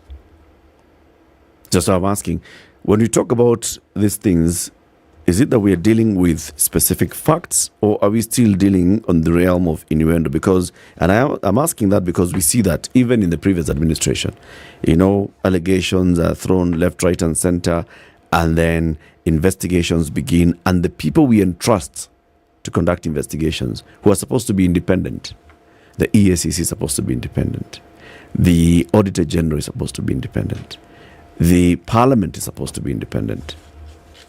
They don't get conclusive. They're supposed to be independent. And then the excuse that we get, we are controlled by the executive. Why are you controlled by the executive? You're independent. In fact, the issue of the edible oil, it is the same government, right? The executive that indicated that 20 billion was lost. Okay? And then the answer to this, they say, we are going to form a commission of inquiry. Let me give you a classical example. The other day we saw Rotich, the former minister, being released by courts over the Aurora and Kumarori scandal, which was 61 billion, if you remember, 61 billion scandal. This scandal went for years, and there was a culprit that was put that this is the person who has the money. First of all, the government declared that the money was lost, CT, isn't it? Yes. And then they say this is the individual that we're investigating that has got the highest moral obligation to explain this money. Then after years, the person is cleared. The next question is, if he's cleared and you have declared the money was lost, then who took the money? This is what I'm saying, that these people have perfected the art of being able to allocate resources where, after being siphoned, they put a number of long and prolonged commissions of inquiries or judicial processes that once that thing is so prolonged, there's justice that never comes. But the bottom line is this, that money is lost. We go back to the initial point that you had made when you talk about the fact that accountability is something that is not really the desire of many. So you don't want to be in a situation whereby you will be held accountable over 1, 2, 3. And so the likelihood of questions being asked of you, of these operations, of these institutions, of these individuals, then does not happen. Yes. And are we making the link then between that statement which you made and what you're saying today, whereby if money is lost, we've admitted that money is lost. Yes. But we're saying that the person who would have been culpable has then been cleared. Yes. The avenues for accountability where you still come back and ask the question about where this money went then are nil. They have been compromised. This is what I keep on telling you. They have been compromised. And let me tell you, EACC. In fact, EACC, I said 20 billion because that's what came to us in Parliament. But if you look at your journalistic reportings, if you go back on this edible oil scandal, EACC declared that 30 billion has been lost. That declaration as a parliamentarian, first of all, interests me because the first thing is that 30 billion has been lost. Then the next step is who is held accountable. They started the investigation. This investigation is what I'm telling you, that they are never concluded because of interference by the executive. They never come to law because of the executive. And even when they are concluded, like the issue of the Kimororo and Kimororo that we saw, because it happened under the regime of Uhuru Kenyatta and the current president, even when it is concluded and then you clear the people that you put to us as suspects, it doesn't defeat the fact that that money was lost. The fact that city has been acquitted does not mean that the money has been recovered. That's my problem. Can I go back to the accountability question here? Because we do have a house whose responsibility it is to ask some of these questions. The control of budget says things and we're all aghast for a couple of days and then it goes quiet. The investigations that should be held in terms of what's happening by the body that is responsible, it is Parliament. Yes. It is Parliament. Yes. It's been assigned. That's the way it's supposed to be. Yes. But what you're telling us now is that the members of Parliament who roll over and say, scratch my tummy, and this accountability question doesn't come into play, but they're still there. Why are you still there? I love that question. I love that question. You see, I told you that parliamentarians, by design of the Constitution, are people elected to go and represent the people. They just are representative of the people. Where they are fully compromised, like what we are seeing today, where the executive started by compromising as many as the president could, right? The ultimate power belongs to the people. In fact, when you read Article 1, it talks about the sovereignty, the sovereign power. And it says that the people can choose to exercise that power directly or indirectly through their representatives. Where people in Parliament have failed the general population, the ultimate power of that accountability lies with the people. And that's why I'm telling you that Kenyans must start being angry enough.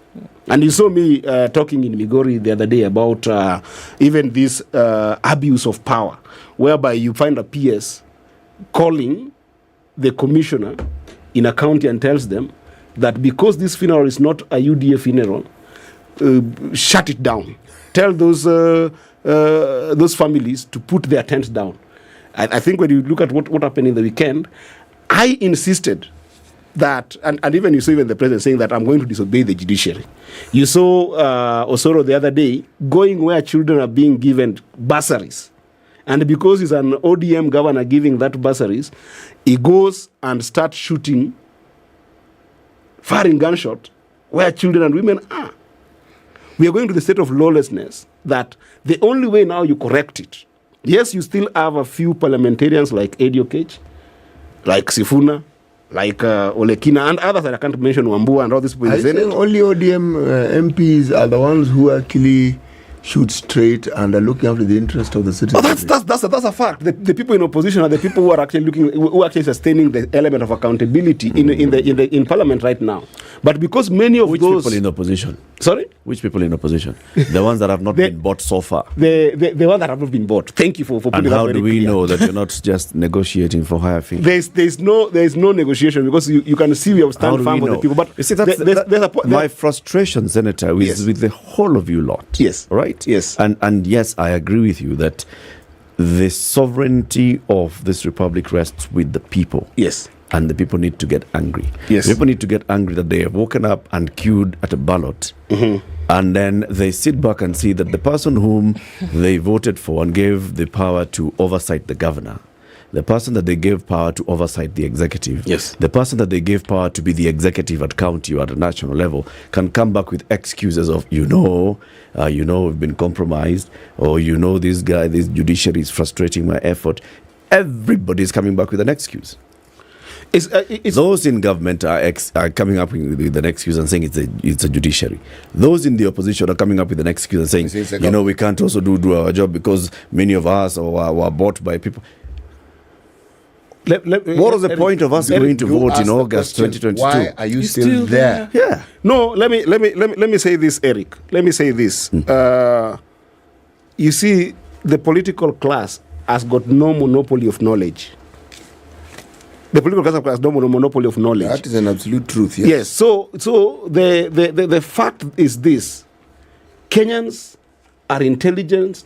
We're not talking about an illiterate population.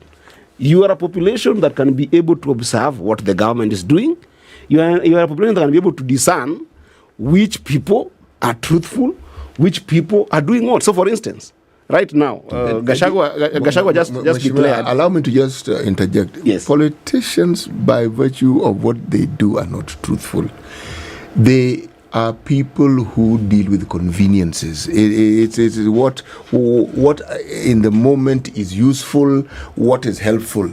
You cannot associate a sanctity like truth with politicians. It is not possible. It is a complete anomaly. It is. City, I think you have given up. They are and it's people like you that we need to help. Because let me tell you something. You haven't given up. You have given up. I'm just being honest. No, let me tell you. Yes. When and actually this is what is killing our politics. Yes. You see, where a certain small group of very powerful individuals who can be able to amass so much wealth and it disenfranchise the population, both as educated and uneducated, as privileged and those who are underprivileged, make it impossible to trust the political leadership. I mean, we have seen countries that have made serious strides based on good politics and good economics. Yes. So when you make a sweeping statement that politicians are thugs, politicians are not truthful, politicians, then it stigmatizes the entire population that even the good people like you in the private sector cannot be able to come and be able to change that face of politics. And this is what some of us as young people are fighting now. And I'm telling you, we are going to stop this madness that we are seeing with this government. We have heard many. Many have told us we are going to. You have not. Listen, at the point where we are at, okay? Yes. The political class has let down the Kenyan citizen. Because the Kenyan citizen, in exercising that constitutional power, yes, delegated some authority and some power and some responsibility to the political class. That's true. The political class has gone on and taken that trust that's been bestowed on them to go and negotiate. You're using it to negotiate. You're using it to buy others. You're using it to negotiate and force a conversation so that you can have relevance. In the end, you're not delivering to the people. When we sit back and we judge ourselves and ask ourselves, has the Senate performed well in protecting devolution? And we say no, or to a certain extent no. We don't start asking, but you see there are only 23 senators who are on that 24. It's a Senate. Eric, you have been in this country longer than I have been. By virtue of age. Yes. City has also been in this country better than much longer. Isn't than it? Yes. Are we better off as a country because of political processes and politicians that stood for some truths as a country today? Yes. Yes, we are. Yes. I am told, I didn't experience this, but I'm told there used to be a time in this country that when you dreamt about the president dying, then the next day you're then going to die. No. I'm just giving us as a proverb. Absolute exaggeration. No. I'm giving you what you heard. Yes, yes. But you experienced it during the time of Moi. That's what I'm saying. No, it wasn't the time of Moi. It was the time of Kenyatta. Yes, from Kenyatta to Moi. It was considered treason. It was an interpretation by the then Attorney General Charles Njonjo. Yes, that to imagine. Yes, the death of the president. Yes, was akin to treason. But I'm using it to explain all the other variables, economic, socio-political, and cultural conditions that used to be there because of bad politics that made it impossible for a democracy to start. But those some politicians that fought, stood out. Yes, Okay. and they stood out, and we have now a country where you can speak some truths and be able to promote some sense of accountability. And they did not say that we cannot do it because those guys are. And I'm not saying that we're not. That's also That's what the I'm point saying. I'm making. And I agree when with we you. keep hearing, yes, for example, the minority politicians, yes, coming here to complain all the time. You see Ruto bought people.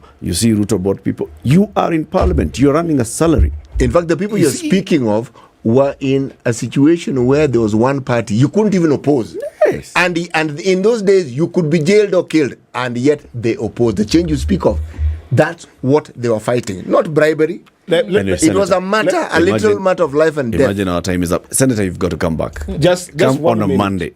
We only have 10 seconds. Yeah. So in that 10 seconds, let me say this: the fact that we are pointing out should not mean complain. Just the same way, when media points out some issues, we are not saying that the media is making mere allegations.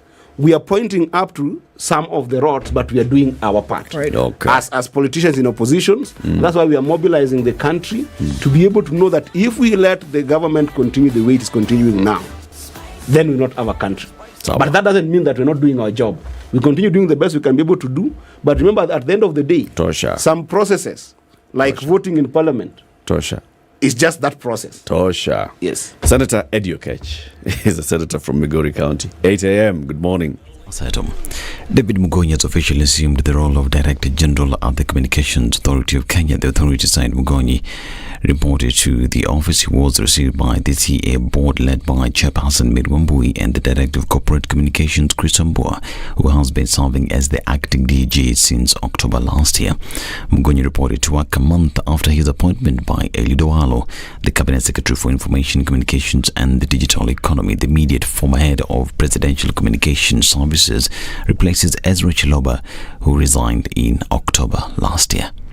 And the Music Copyright Society of Kenya, through its CEO Ezekiel Mutua, has revealed that Kenyan artists will Thursday next week receive at least 1,250 shillings each in royalties for 2023. While speaking to the press, Mutua said that a total of 20 million shillings would be disbursed equally to the 16,000 members of the music body, revealing that the monies were set to be sent out in Jamhuri Day on December 12th last year. Mutua said that after consultations with the ministry in charge, the funds would now be available on January 25th. The Music Copyright Society of Kenya, through its CEO Ezekiel Mutua, has revealed that Kenyan artists will be getting the monies next week. And guests of hotels, accommodation and lodging establishments will now be required to surrender their identification documents for recording and withholding during the time of their stay. This is according to the government. The Private Security Regulatory Authority said this is in response to the alarming increase in reported criminal activity, including cases of murder within residential apartments, especially those under online booking platforms such as Airbnb. Further, the security personnel shall be required to record their identification details of all individuals accessing such premises in a register documenting the time of entry and exit for each person. A log of all vehicles, rickshaws and motorcycles entering and departing from the facilities shall be maintained, while the security personnel shall be required to ensure the CCTV and security cameras are in proper working condition and recording of footage is up to date. The identification documents surrendered at the point of entry shall be returned to the person at the point of exit and not be used for any other purpose save for identification. And police in Nyamache were forced to lob tear gas to disperse angry demonstrators who thronged roads in Mombasa demanding the arrest of South Mugirango MP Silvanus Osoro over Nyakembene shootings. The residents, led by a section of members of Kisii County Assembly, fought the police officers for excessive force while dispersing the residents. The angry protesters carried a coffin with Osoro's effigy to express their anger. This comes as lawyers allied to Governor Atati also fought the lawmakers for allegedly colluding with some officers in uniform to alter statements made by the governor at the Kisii police station over the shooting incident. Report that you're getting is that fresh demonstrations are expected in Kisii County to force to force Silvanus Osoro, MP for Mugirango, to resign and step down.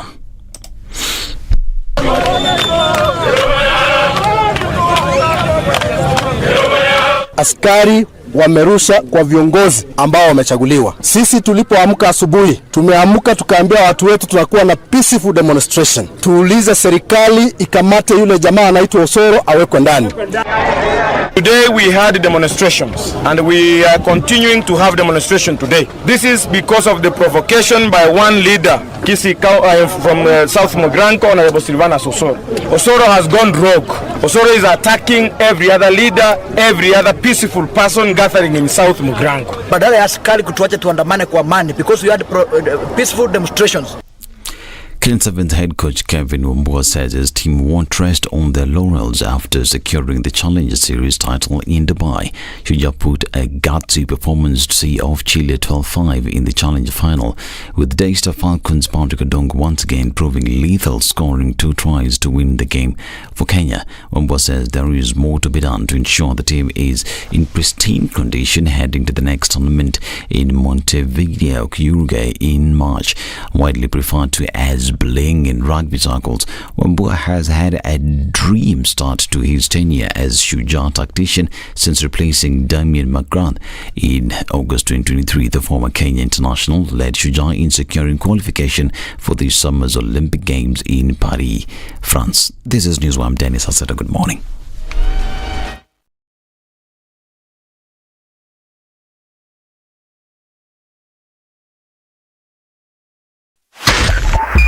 .5 Spice FM, Kisumu. It's busy this Tuesday. There's traffic on Kangundo Road. That's not letting up, at least not just yet. And on Juja Road, trying to get into the city, it's bumper to bumper, all the way from the Moi Forces Academy out then towards the junction that then joins with Ring Road and Ngara. Very, very busy. The Thika Superhighway not letting up either, all the way from the Outer Ring Junction. It's bumper to bumper through and through. And we're looking at the same situation on Kiambu Road, coming in from Muthaiga North, that junction, then going all the way towards Muthaiga Square. Very busy. On Limuru Road, we're seeing the same thing. Replicated across the city this morning, nothing is giving. There's traffic, it's heavy. It's coming off the Giri Ridge, it's touching with Kitisuru Road, and then coming out towards Westlands. Very busy on Wayaki Way, and we're seeing the same on Ring Road, Westlands, coming into the city as well. From State House Road, everywhere you look this morning, you will find a bumper-to-bumper situation. All right, we're in traffic hour. Let's see what happens as we traverse the morning. Try to keep safe in all that you do, and let us know what's popping where you are. We'll talk Spice FM KE on X.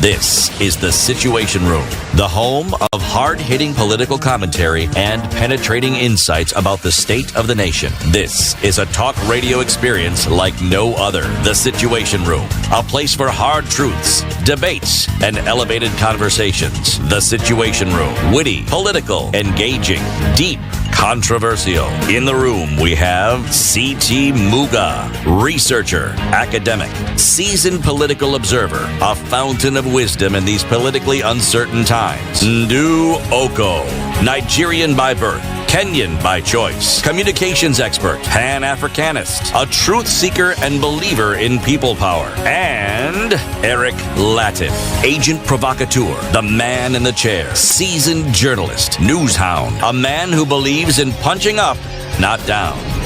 This is the Situation Room. City, the only way to start your day. For getting a 30% discount The on Maramoja promo code taxi. for getting 30% is a really very simple one, and it is so easy. Even if you wanted to miss it, you can't miss it. It's Spice 30. That's it. That's it. Just use Spice 30 and you get 30%. 30% discount. Yes. Immediately on your next ride with Maramoja taxi.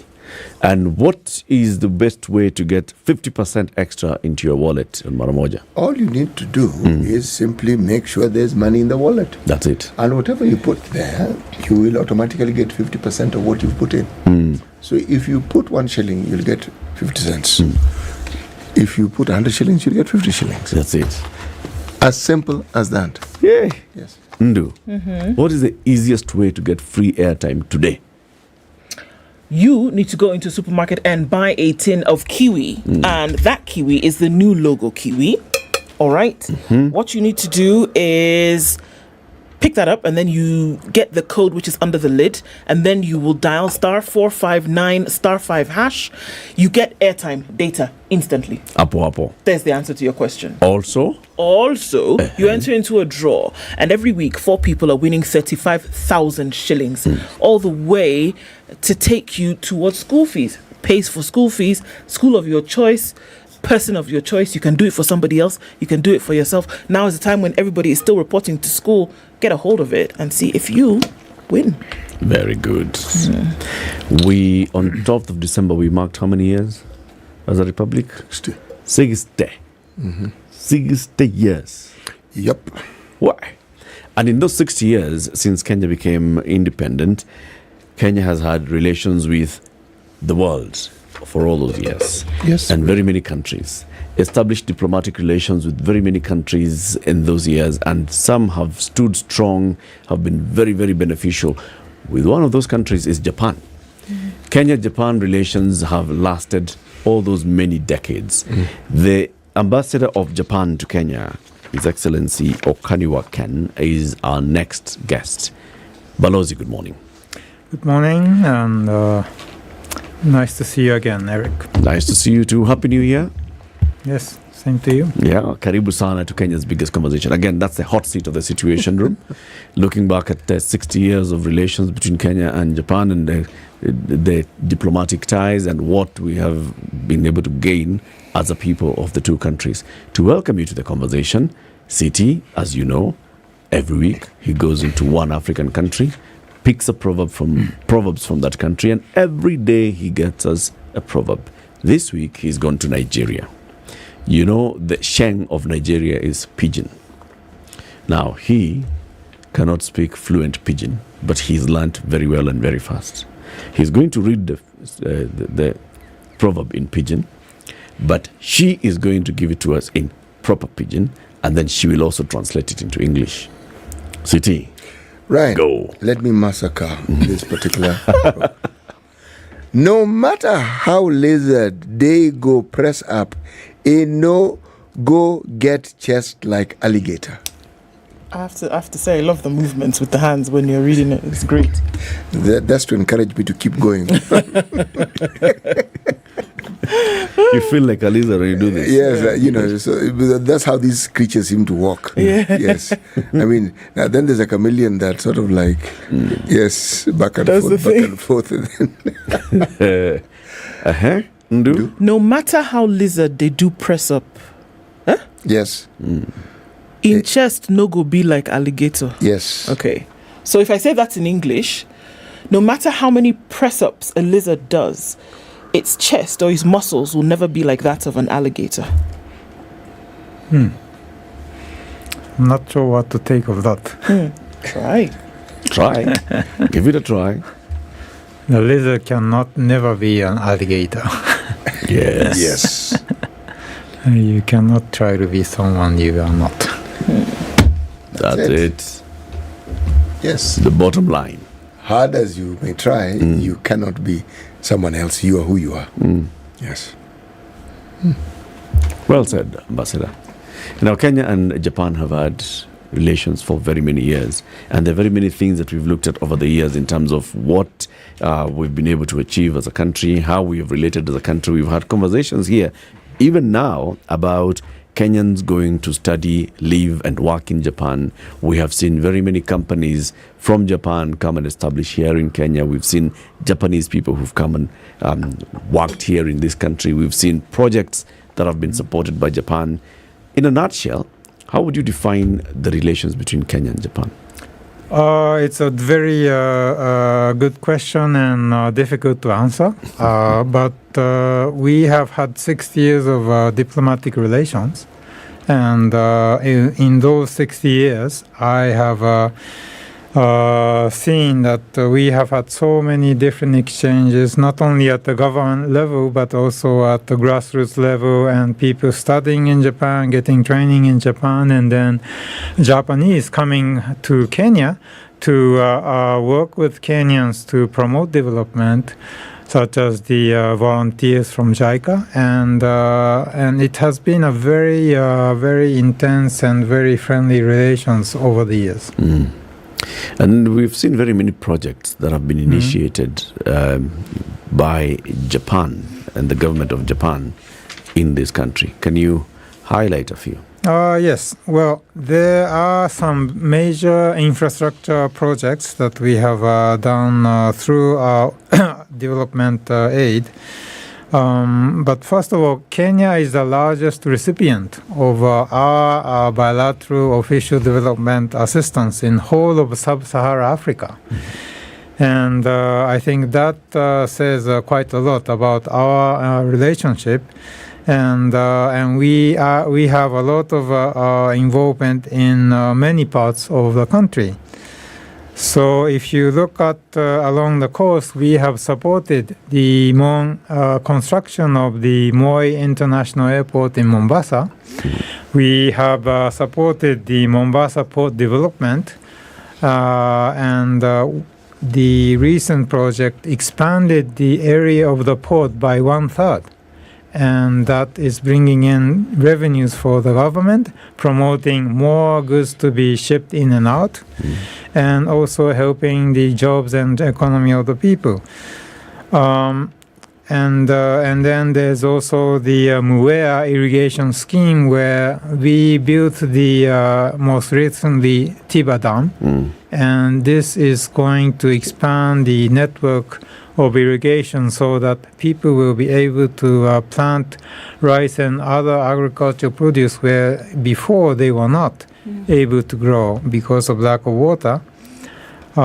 We have supported Okoh geothermal power plant. About half of the capacity for geothermal electricity is supported by cooperation from Japan. And today, what is remarkable is that the Kenyan engineers, they are able to explore for geothermal resources underground so that they know where they should build a new geothermal power plant. And this is thanks to the training that they have received in Japan.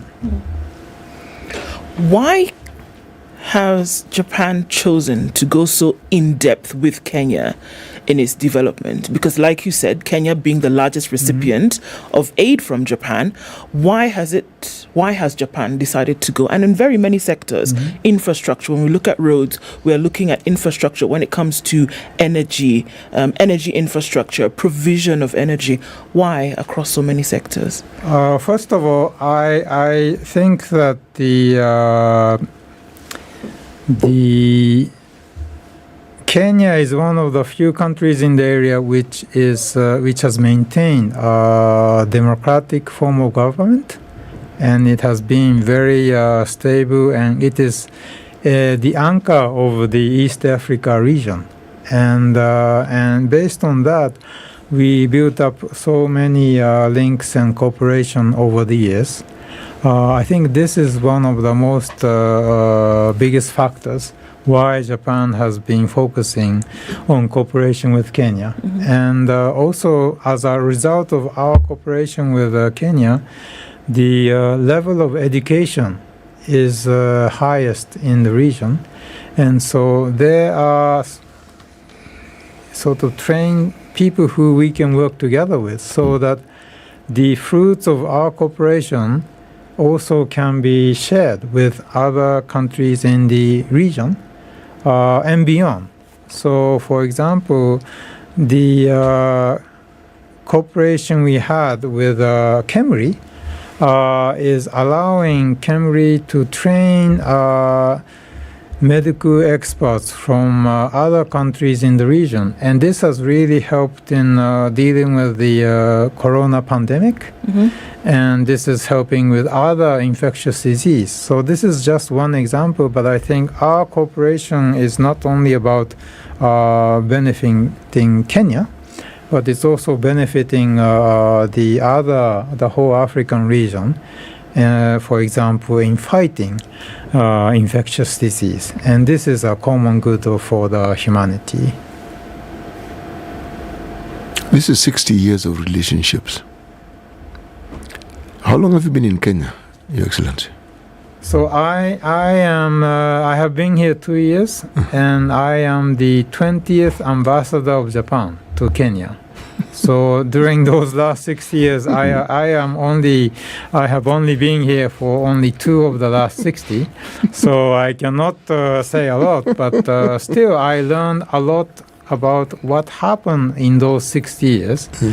Because when we are celebrating the 60 years of our diplomatic relations, we organized photo exhibitions. We also reached out to those Kenyans who were trained or educated in Japan.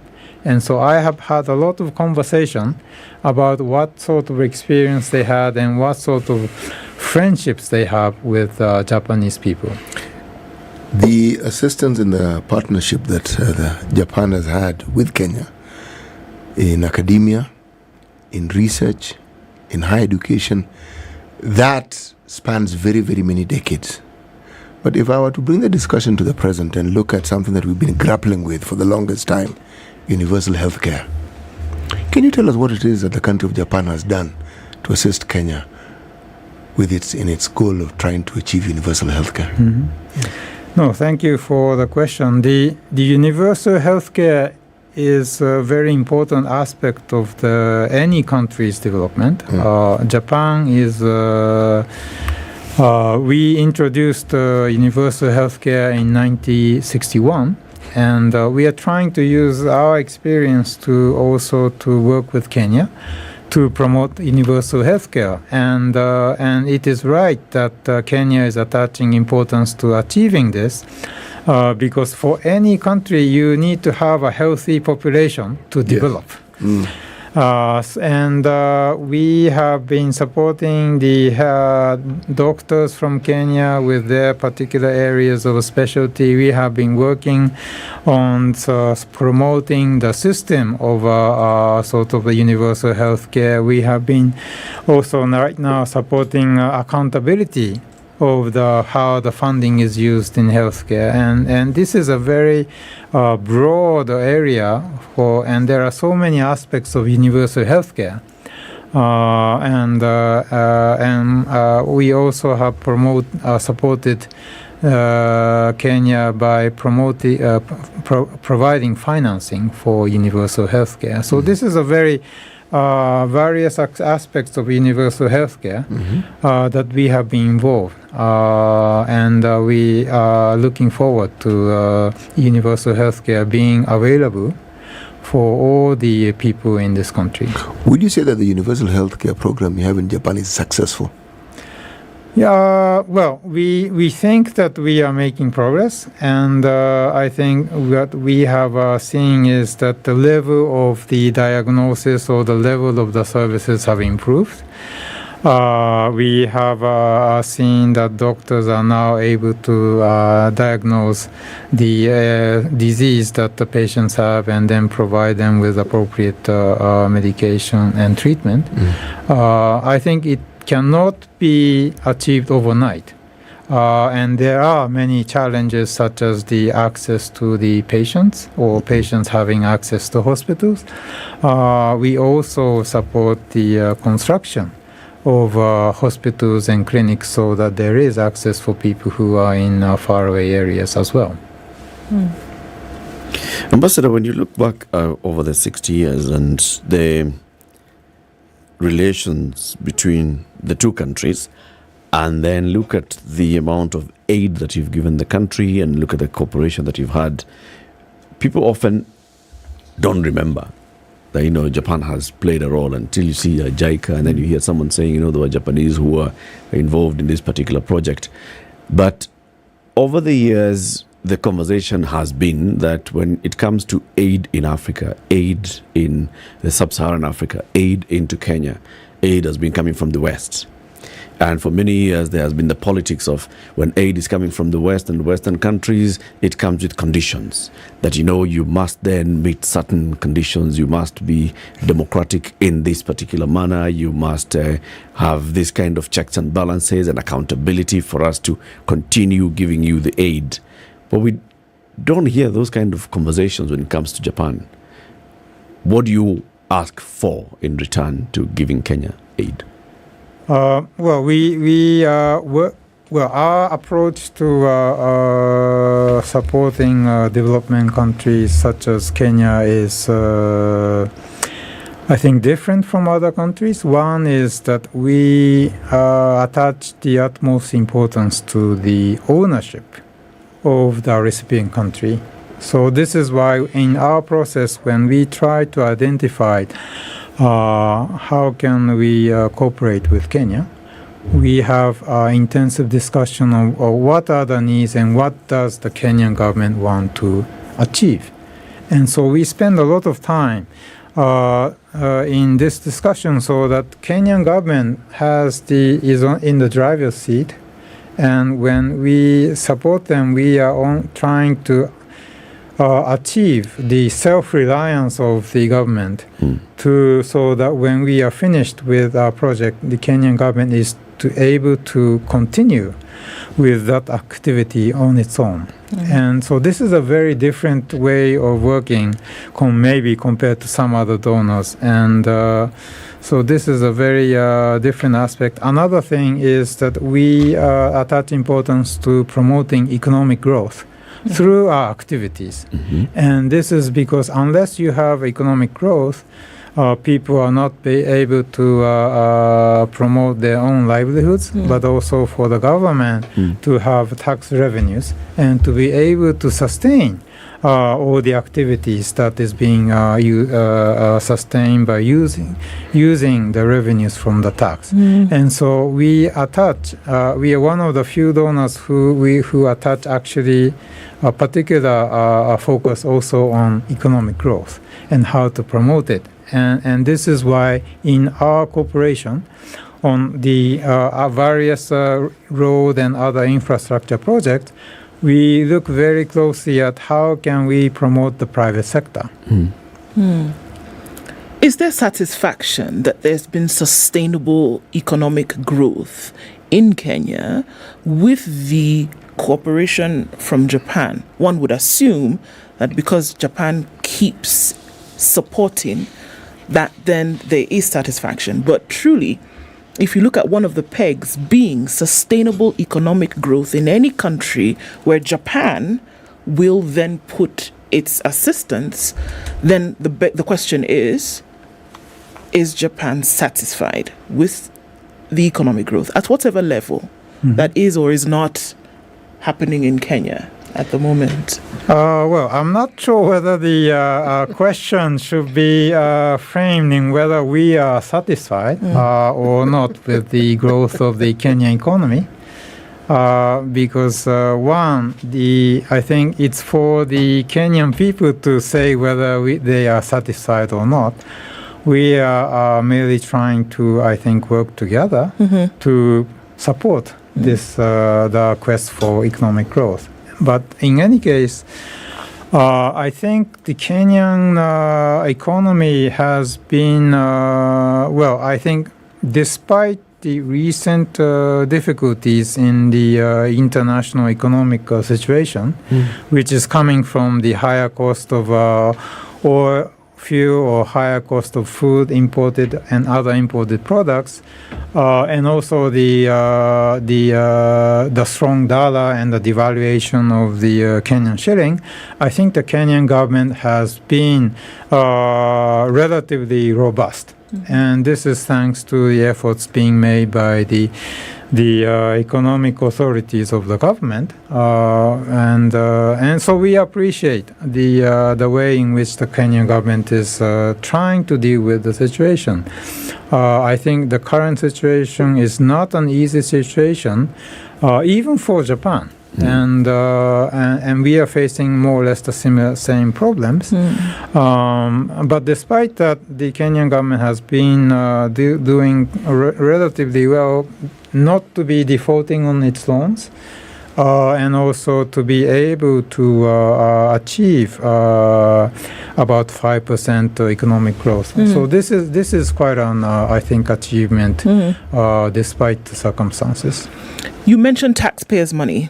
Taxpayers' money, does that form the bulk, or rather what forms the base of this development aid that Japan would give to, benefactors around the world? What forms the base of that? Yes, the official development assistance budget comes from the Japanese taxpayers, money. So this is at the basis. But but this is not a big amount compared to the sort of the size of the Kenyan economy, or compared to the sort of private business activities and private financing. So what we are trying to do is we are trying to use our official development assistance to leverage and to bring in more Japanese private financing, or more Japanese companies to invest or do business in the country. Okay.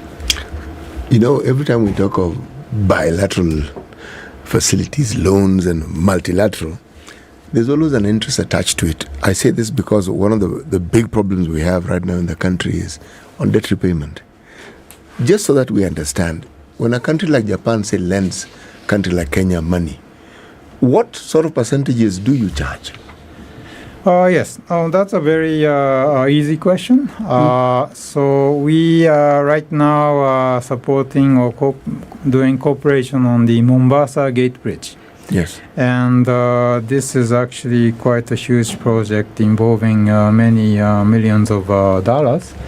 The interest rate on the loans that we are providing for the Mombasa Gate Bridge, it is 0.1%.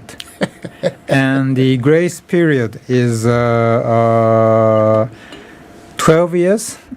And once the grace period is finished, it is a 40 years repayment period. At 0.1%. So this is a very concessional term when you consider that for a commercial loan from a foreign bank, it's about 10% interest rate, 2 years grace period, and 3 years repayment period. It is about a one-digit difference. And so you may understand, how we are trying to, promote the construction of infrastructure for the long term with a very concessional terms. Japan attaches importance to fair and transparent development finance, and maybe some other. There are some other donors which may not be following this kind of finance, but I think that it is important to have fair and transparent development finance in order to promote accountability of what the government is taking on, and also to help the money being used most effectively for development purposes. And another point I would just mention is that if you think about just as individuals, human beings, individuals take on a lot of debt when they are younger in order to buy houses or in order to buy cars and then pay for their child's education. Countries in the process of developing, they need more money than they have. This was the same situation with Japan. We borrowed a lot of money from the World Bank when we were reconstructing after the war, so there's nothing bad about borrowing money from outside, as long as it is being used for productive purposes, and that it will gain more benefits for the future. Yep. And so projects such as the Mombasa Gate Bridge, which will alleviate traffic congestion and also promote the movement of people and goods between the Mombasa Island and other parts, the Kwale County, this will really bring in a lot of benefits for the people and for the economy. And so it will repay what has been borrowed. So this is a very important point that I think people should understand. Let's take a break on this note. 27 minutes to 9. Our guest this morning is His Excellency Ambassador Okaniwa Ken. He is the Ambassador of Japan to Kenya. We're looking back at 60 years of relations between Kenya and Japan. What have the benefits been to Japan to Kenya? So far, we've talked about the benefits to Kenya.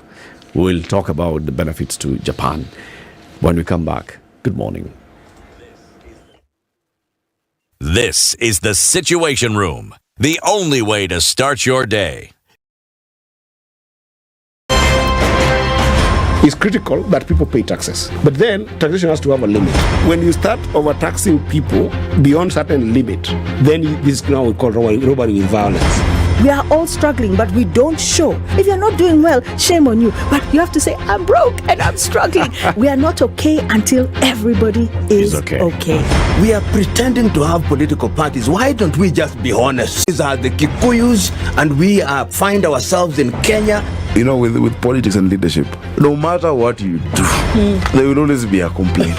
There will always be the assumption that you're either stealing or you're not doing things right. As a leader, don't fear. If you know you're doing the right thing, you've thought about it, you've got an expert advice, do it, then understand later. This country, we don't need prayers. Prayers is between you and God.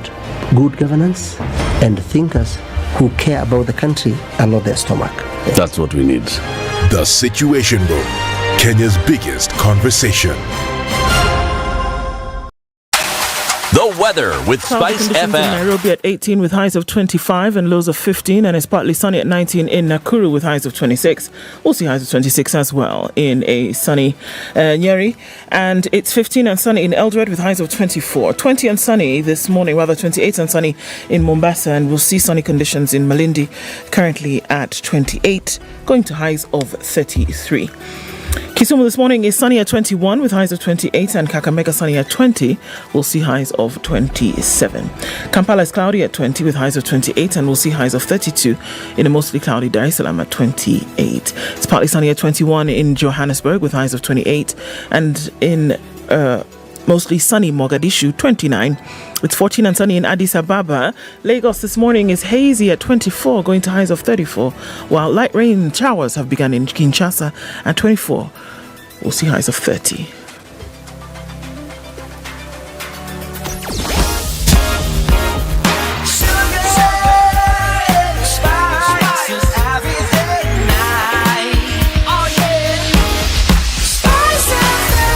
Spice up your life.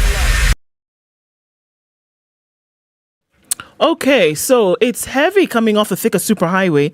Bumper to bumper means vehicles are not moving. In some parts, moving slower. But here we are at a gridlock on the thicker superhighway from the outer ring junction all the way through to the junction that then separates into Wangari Maathai or goes towards Murang'a Road. It's also heavy on Kiambu Road as well as Limuru Road this morning. Again, bumper to bumper, a gridlock as you get onto those roads. We're seeing the same thing happening on Langata Road this morning. Not quite sure what's causing that, but as you come in all the way from the end of Langata Road, that's at the junction that comes in from Magadi Road, and all the way from Karen Road, heavy traffic. It's moving inch at a time, really. So we're keeping an eye on all of this. If you're stuck somewhere this morning, do let us know and think about an alternate route. We'll talk on SpiceFM, KE on X.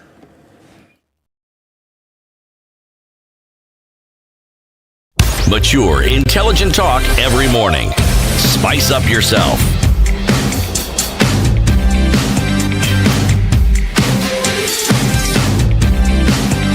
Mornings done right. 94.4 Spice FM, Nairobi. Ambassador Okaniwa Ken, the ambassador of Japan to Kenya, looking at the 60 years of relations between the two countries. I want to look at the example you've just given us of the Mombasa Gate Bridge, where the government of Japan has extended a facility to Kenya of a lot of money to build this bridge at 0.1% interest, with 12 years grace period, as in don't start repaying until after the 13th year, and then from then pay up to the 40th year. This is 52 years of credit to the country at only 0.1%. In all ways, this is free money. Why would Japan do this? How does it benefit Japan to actually put your money in Kenya for 52 years? I think Japan is currently the third largest economy in the world, and I think we are interested in seeing development across the world, including in the African continent. And because if there is no development in Africa, and there is a lot of tension or conflicts resulting in refugees issues and people being killed, this is a very negative factor for not only Africa but for the world. And we want to see a future of the world in which people are able to make a living, a decent living, and that there are people living in harmony. And so this is coming out from our sort of a belief that the better world is better for Japan. And what then has Japan benefited from this relation? Because we can see we have benefited a lot. We have infrastructure, we have geothermal, we can now tap our geothermal resources. We have dams, we have roads, we have education, we have healthcare, we have bridges, we have universities. What has Japan gotten from Kenya? I wouldn't say there is direct benefit to Japan or Japanese from all these projects that we have undertaken. But I think in general, the feeling of friendship between our two people is very strong, and also there are more Kenyans who feel that today they are they're very interested in visiting Japan or studying in Japan.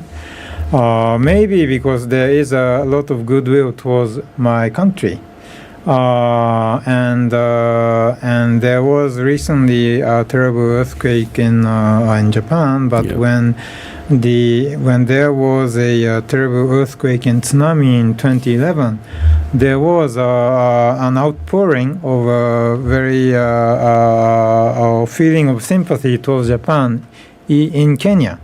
And I think these kind of things are things which may not be obvious, but it is very important in the sort of relations between countries. I've always found it interesting that, let me ask the question, then I'll say what is interesting. From the time after the Second World War, how long did Japan take to repay all the money it borrowed from these international lenders like IMF? Because you did borrow and you didn't pay. How long did it take? Well, roughly, I think the war ended in 1945. Yes. We began reconstruction. Yes. We were getting aid from UNICEF, or we have been getting loans from the World Bank, and that's how we built a sort of railway, bullet train network, and so on. I think we basically managed to finish repaying around 1990s. Okay. How then, when a country like Japan has its own problems, does it manage to have money to help countries like Kenya? Because I look at our own country and I marvel. We can barely breathe. And I'm thinking, how do we get to the point where we can have resources, or we can plan and organize ourselves so that we can also help other countries? Well, that is a decision for the people and the government to decide. But I think it's a matter of allocating resources that the government has collected to various objectives, and I wouldn't say that the aid budget is has a very big share in the total budget of Japan. But I think even if the amount is not so big, it is important for the people to understand why we are doing this. So in Japan, we make a very conscious effort to let people know that their taxes are being used for this or that, including supporting countries like Kenya. And in that sense, perhaps Kenya also look into, how the accountability of how the tax is being used should be explained to the people, so that people understand what their money is being used for. So maybe the budget, the 100% is the budget, and how this is being allocated to various uses, and how the people are benefiting from that. Okay. So we make a conscious effort to do this kind of, provision of information and explaining to people that their taxpayers' money are making a big difference. They're changing the world. One of the benefits of relations, and also you could say one of the benefits of aiding countries, such developing countries, is the benefactor gets access to markets. So I would say that, for example, as a result of the relations between Kenya and Japan, of course the balance of trade is skewed heavily towards Japan. Japan is able then to access the Kenyan market to export a lot of goods into Kenya. But then there would be the question of foreign direct investment. Have we seen investment by Japanese companies in this country, where then Kenya is able to be a manufacturing hub that can then also export some back to Japan? The cumulative amount of investments by Japanese companies in Kenya is roughly a little bit more than 24 trillion Kenyan shillings, which is maybe about 161 billion US dollars. Now, the Kenyan, because when Japanese companies think about doing business in the African continent, the first country they think of is Kenya. So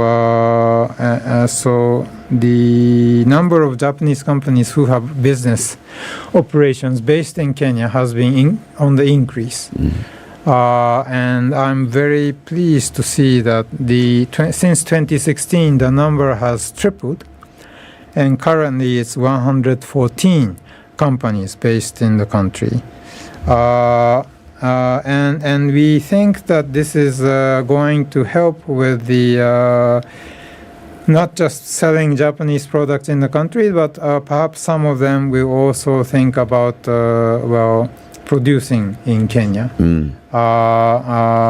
But this is not an easy task, because Kenya is not competing with Japan. It is competing with all the other countries in the world.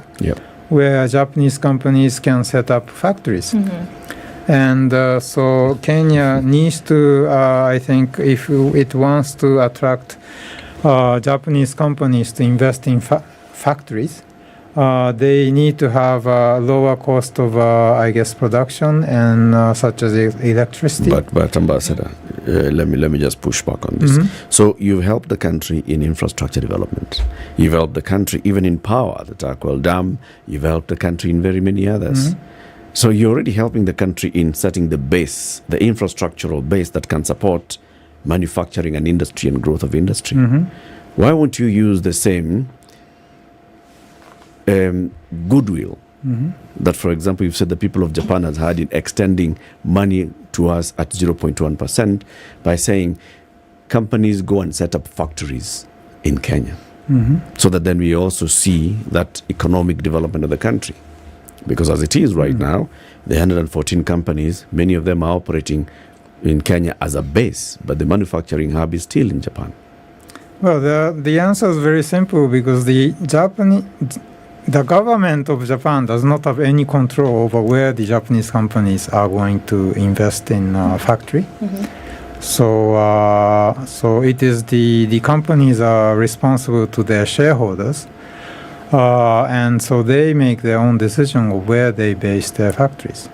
So we have no influence over this kind of decision. As we look at Japan as a country, obviously taking on heavily skewed towards development in different parts of the world, many have also talked about Japan being pacifist in the way in which it operates in the world, wanting to maintain a certain level, of non-conflict, peace kind of thing. And we then say that one of the ways towards safeguarding peace is to ensure that there's development. It's clear that economic development is almost an automatic guarantor of peace. Now, what's then Japan's outlook in the future? To maintain that same stance or to integrate it even more? Well, I think for the African continent, I think it is important for the countries to have a good governance and promote economic growth and to promote democracy, so that the wealth that is being created is not dominated by sort of a small group of people. This is a very important aspect, because I noticed that in many other African countries, this is not the case, and there is a lot of conflict within the countries, and there is a lot of, bad will between the various peoples in these countries. And this is a very big difference in Kenya, where it is relatively peaceful and people working together. And I think that this is a very important aspect of Kenya, that it is a anchor of stability. It is a country where there is freedom of speech and freedom of media. There is a democracy. There is a rule of law with a strong judiciary, and this is helping the stability of the country. We've recently been... sorry. No, please. I'm finished. Oh, okay. I was going to ask this. We've recently been having conversations about and promoting education in Japan, and saying Kenyans can actually go and study in Japan. Kenyans can even work and live and work in Japan, because there is now a shift in terms of your population. You have an aging population. Kenya has a very young population. Let's talk about that demographic balance. Thank you. Thank you. Japan is an aging society. So 30% of the Japanese are over 65 years old. 30%? 30%. Over 65. In this country, UNCT are 2%, I think. So you can imagine that in terms of demographics, there is a natural complementarity between our two countries. And so it is, ideally, it is, if it is possible for the Kenyans to learn Japanese, and then they are able to work with Japanese, they are able to find work in Japan and then be part of the economy and the society, contribute to how the economy and the society is functioning in Japan. At this point, our immigration policy does not really allow for a total liberalization of immigration from Kenya. But I think but we are at a stage where more and more young people in Kenya are interested in Japanese culture and also studying in Japan. And this is a good start because in Japan, the best universities in Japan are national universities, and the annual tuition fee is about 500,000 Kenyan shillings. Wow.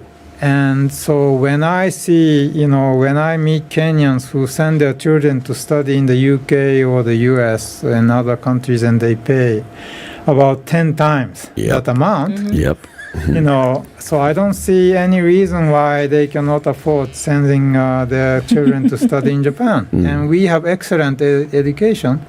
And now Japanese universities are promoting receiving students from Africa. And they also have English-only courses. And they're very strong in science and engineering, particularly. And I think there is a natural sort of mutual benefit when we have more Kenyan students coming to study in Japan. Currently, there are 191 Kenyan students studying at Japanese universities or graduate schools, and only part of that, I think only about 10 or so are coming on Japanese government scholarships, which means that others are coming to Japan using other scholarships being provided individually, maybe by Japanese universities, or maybe some are actually paying for themselves. But I think having more young students being educated in Japan will open up opportunities for them, in the first instance, to be hired by Japanese companies based in Kenya. And that will help them learn the Japanese sort of work ethics or Japanese work culture. And then the next step will be actually once they are more comfortable with Japanese language, they may be able to start working in Japan. So that is what I am hoping to happen. And a direct flight connecting Nairobi and Tokyo or Osaka will be a very big push for this kind of trend, which I have not yet seen happen. How easy is it for one to get a visa to go and study in Japan? That is not difficult. What are the requirements? I think one only, I guess the parents or whoever is sponsoring a student will only need to apply for the visa and pay about maybe $50 and submit a sort of a record of their bank account. That's it. You get the visa in 1 week. That's nice. That is for the student. What about somebody who just wants to visit Japan? How easy is it to get a visa? Is it the same process again? Yes, it is also not difficult to have try to visit Japan for tourism. We only require these documents, and then we issue in about 1 week. So we have increasing numbers of Kenyans are visiting Japan. Because during the COVID pandemic, we stopped accepting foreign tourists, but since last year we have begun accepting foreign tourists. So there's no obstacle to visiting Japan, and I can assure you that the cost of traveling, visiting Japan and staying there is much lower than Europe or the US. For many years, Japan has been in the top 4 economies in the world, right? In fact, for many years as number 2. Now you're the 4th. That means you're a big producer, also big emitter when it comes to climate change. Looking at the kind of support activities that you've done in the country, for example, geothermal is green power. Is Japan taking advantage of that and saying we can trade this off because we've supported Kenya into exploring clean energy, then we can also trade it off in our carbon emissions? Well, as a government, I think we have a framework for, I guess, sharing carbon credits generated from projects which reduce emissions or also carbon sinks through deforestation. But I think there's still some work to do on how to account for how much emission is actually being absorbed or being sunk in by the forests. So right now, JICA has an expert working on how to calculate how much carbon is being absorbed by the trees which are being planted in Kenya. And so once this kind of work is completed, Kenya can benefit from the planting of trees, not just from the trees themselves, but also the carbon sinks that they are sort of absorbing. And but I just want to say that the carbon credit market is only a very at this point a marginal percentage of the actual value of the projects themselves. So that it is not easy to sort of recoup the costs of investment only from the carbon credit. I think one can just consider this as a sort of an added benefit. Indeed. Your Excellency, we thank you very much for joining us today. And yes, we look forward to more and more cooperation between the two countries. And we are going to visit Japan, Chiti. No, definitely. Just 1 week visa. We're going. Yes, His Excellency Okaniwa Ken is the ambassador of Japan to Kenya. He's been our guest this morning. Ambassador, karibu tena. You speak Swahili? Not really. I just can only say a few words. You can say asante. Asante ni sana. There you go. Very good. That's enough. You can speak Swahili. Thank you. Keep it here for more conversations. Good morning. It's 9 a.m. Spice up your life.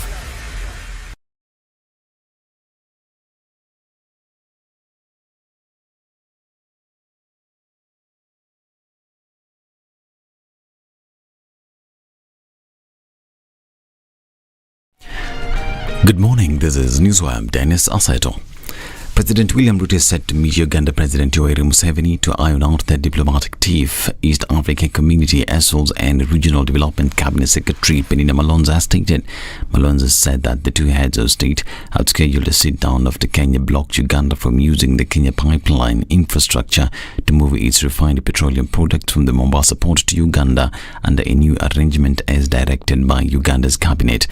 She further dismissed fears that the trade standoff might pose a threat to fostering diplomatic ties between the two nations, expressing confidence that the meeting will yield positive resolutions. In November last year, Uganda cut its oil deals with Kenya, citing that they have been sourcing oil products from middlemen in Kenya at exorbitant prices, which exacerbated the country's fuel crisis.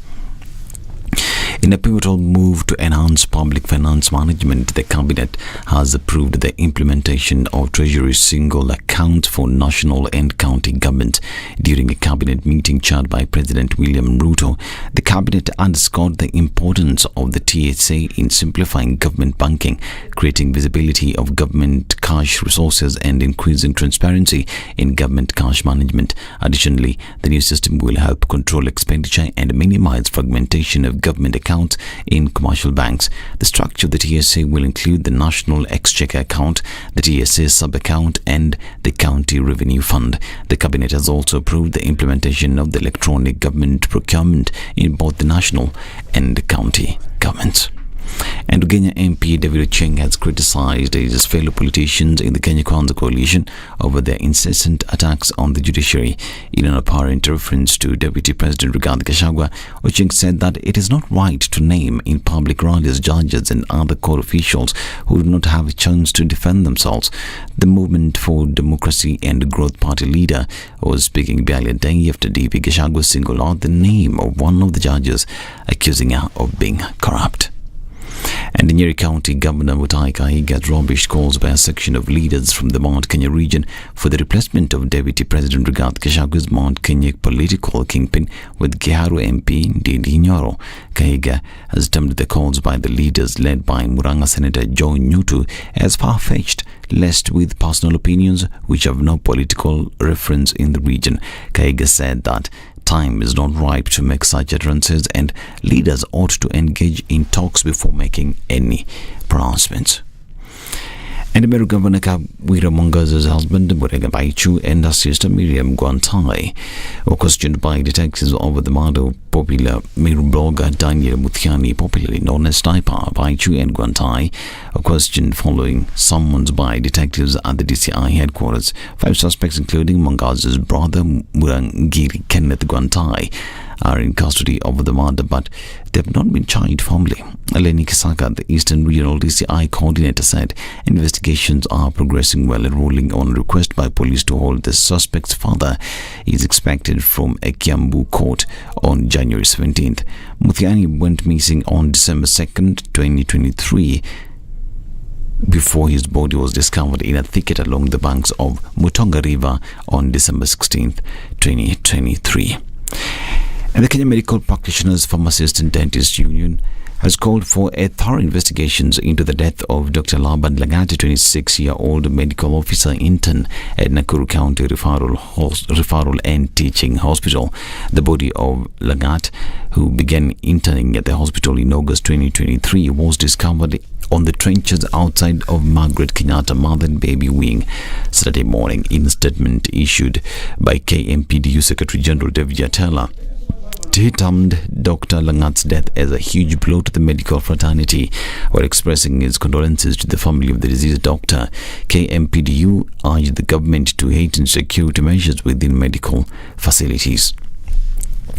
And the body of a 40-year-old man who is reported to have died by suicide was found dangling in the house of a woman he had inherited in Bondo Sub-County, Siaya County. The deceased, identified as Michael Odongo, was found inside Benta Akoth's house, whom he had inherited after her husband passed on a couple of years ago. According to Siaya County Police Commander Clete Kimayo, the matter was reported by Uyawi Sub-Location Assistant Chief Joshua Owur, who alerted the police. This is Newswire. I'm Dennis Aseto. Good morning.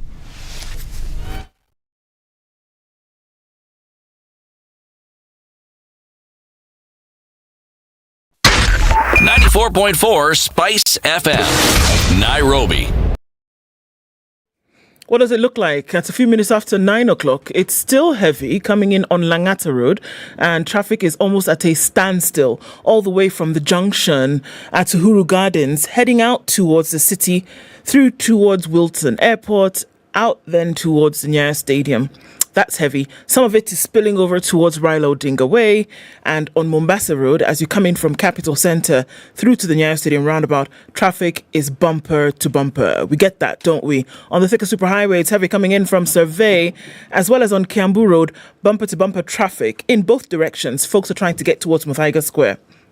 All right. Also looking at traffic heavy coming in on Limuru Road as well as on Waiyaki Way into the city. We're still in traffic hour, likely to be here for a while. Let's talk on Spice FM, KE on X.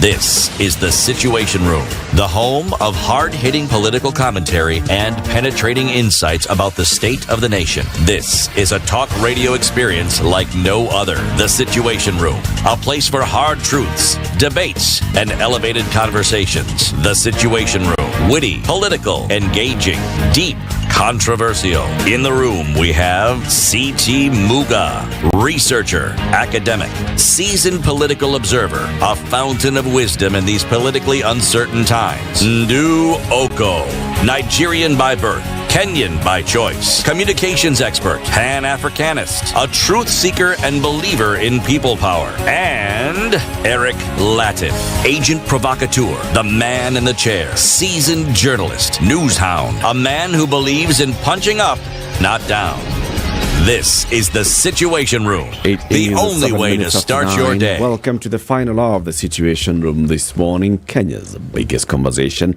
The only conversation that just by listening to it, you get a promo code. And if you use the promo code, you get a 30% discount on your next taxi ride. It is like that.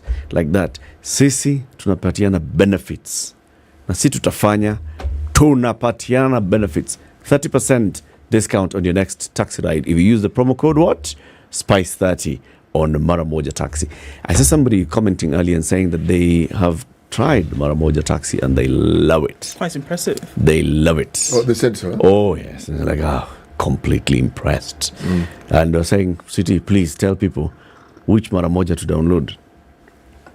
Blue. Yes. When you Google Maramoja, you'll get Maramoja Transport Company. And you will look for a blue logo. Slightish blue, but it's blue nonetheless. Maramoja, that one. That one that is blue. The blue one. Yes. The one you download. And it's the one that you download, you get to use. It's Kenyan. And just by using it, you can get that the benefit. Number two, just by using the Maramoja Taxi app, you also have access to the SOS button. What is the SOS button? In the event that you find yourself in a stressful or distressful situation, you need help. You don't need to be in a cab, actually. You could even just be walking. But you have the app. You simply depress that button, and in a very short while, you will receive assistance. That's it. Yes. And you will actually be asked. You'll get a call to ask you what the problem is. If it's something you can talk about. If you can't, simply because you're where you are and you had hailed a taxi, they will know exactly where you are. They'll know how to locate you. It's like we watch it in the movies. Yes. 911, what's your emergency? This is SOS, what's your emergency? 3 minutes out. Sit tight, we'll be there in a minute. Sit tight. Why? This is it. Just make sure you download. It's the blue one. It's blue. What's that shape? The one that has 5 edges. Pentagon. 5. You know, still playing it. Octagon, 6. So 5 is pentagon. Yes. And the 6th one is? Hexagon. That one. So download the hexagon. And 7 is what? Probably scepter. Yes. You're an hexagenarian. I'm definitely a hexagenarian. Yes. Yes. And then, Ndu, please remind us about school fees. It's important that we keep talking about school fees and how you can get school fees. 100%. Everybody's getting back into school this week. That's the Form 1s. And interestingly enough, there's some folks who start, for when school started in January, have not gone back yet. That's 2 weeks ago, right? School fees being the issue. Now, when you go back to school, Kiwi features on your list of things that you either have to get for home or get for school. So get that anyway. Now, Kiwi says in addition to doing that, we're going to make sure that we make life a little bit easier for you.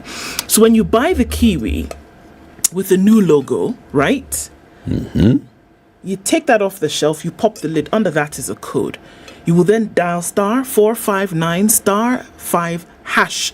Input the code instantly, airtime or data guaranteed. Then you enter into a draw, and school fees is up for grabs here, folks, and it goes directly to school. No pressure, no drama. It goes directly to schools. Things are sorted out. 4 people every week, 35,000 shillings. I'm telling you, it puts a dent in your debt, what you owe for fees. Go buy Kiwi, enter the code, win airtime or data, enter the draw, win school fees. Peace. Bas. Our next conversation is going to be on PSS. PSS. Tire deflation. PSS. Breathing. Public Service Superannuation Scheme. PSSS. CT, please say Why don't you make it more interesting and ask me to say press up? Press ups. Do press ups. The CEO of the Public Service Superannuation Scheme, Dr. Jonah Ayebe, is our guest. Good morning, Dr. Good morning. Welcome to Kenya's biggest conversation. Thank you very That's much. the hot seat of the Situation Room. Okay. Am I right? Is it PS? What do you people call it when you're office? PSSS. So it is actually PS. You're very right. At where do you work? I work at All right. Karibu sana. Asante. You guys haven't come up with something to call it? Because how many Kenyans can actually say superannuation? Mm-hmm. You start with super and you leave it there. Super and you mumble the rest. The Public Service Superannuation Scheme. Okay. Yeah. Dr. CT has the day's proverb. You know, of course, that CT every week goes across Africa, goes to one country, mines proverbs from what country, and every day gives us one different proverb. This time we are in West Africa, Nigeria specifically. He has a pidgin proverb. Listen to the pidgin and say it in English. Okay, we'll help you. You listen to CT's pidgin, and then you listen to pidgin. And then So this pigeon is quite fun. Okay. So there's a proverb coming up? Yes. Okay. Count to 3. 1, 2, 3. No matter how lizard they go press up, a no go get chest like alligator. Okay, do. It doesn't get old. We've done it 4 times this morning. Okay, when you see E on its own in pigeon, it's air. Oh. No, you say air, but it's E. It's E. E no go. Okay, not enogo. Not enogo. That's something else. That's a place. Inogo. Yes. What was the proverb again? No matter how lizard they go press up, E no go. Is it enogo? Inogo. Okay, E no go Get get chest like alligator. No matter how lizard they do press up, it no go get chest like alligator. Alligator. Wow. Do you understand it? Oh, yeah. So which one is? Say it in English. Okay. My interpretation in English, I think it's no matter how much the lizard does press ups, it can never be like an alligator. Thank you very much. Is that a better one? I think. Pidgin is English. But it is English. That's why it's called pidgin English. It's English. Okay. What's your interpretation of it? Okay, a quick one. I think no matter how much you do what you're doing, you can never change your form. If you are, there are some things that you are given and you will still remain the same person you are, however much you try to change. You'll still remain who There are you are. things that you are given, yeah. Yes. That's you. Yes. It doesn't matter. It doesn't matter. Kama wewe ni kodosho, wewe ni kodosho.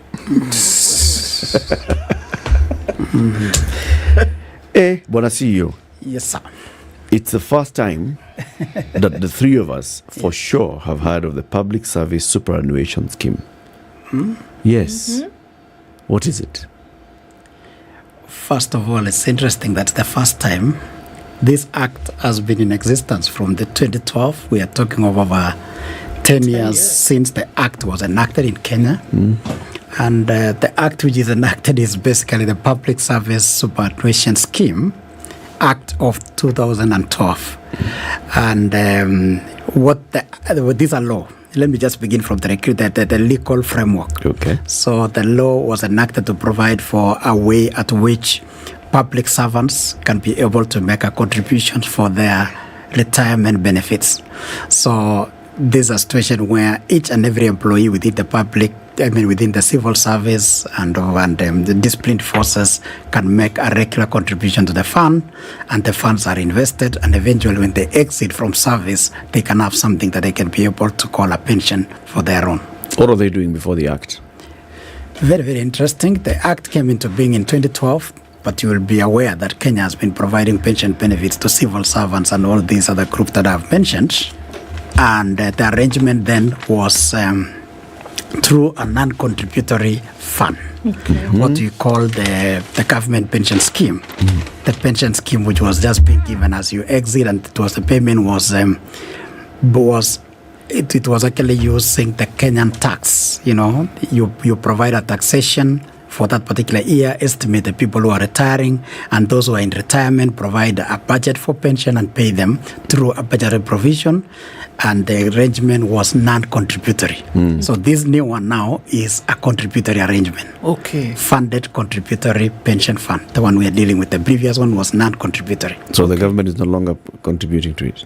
It's not matching it all. Oh, okay. Let me make it very clear. The original one, as I did mention, and it's still in existence. I will explain how the two are running parallel. The original system was that you serve government for a given number of years. Then at the point of exit, they determine your benefits based on a formula. That is the number of years you served. Then they can now say, we will promise you this a particular amount of benefit. But while in service, the employees then were not contributing. From their basic salary, there was no contribution.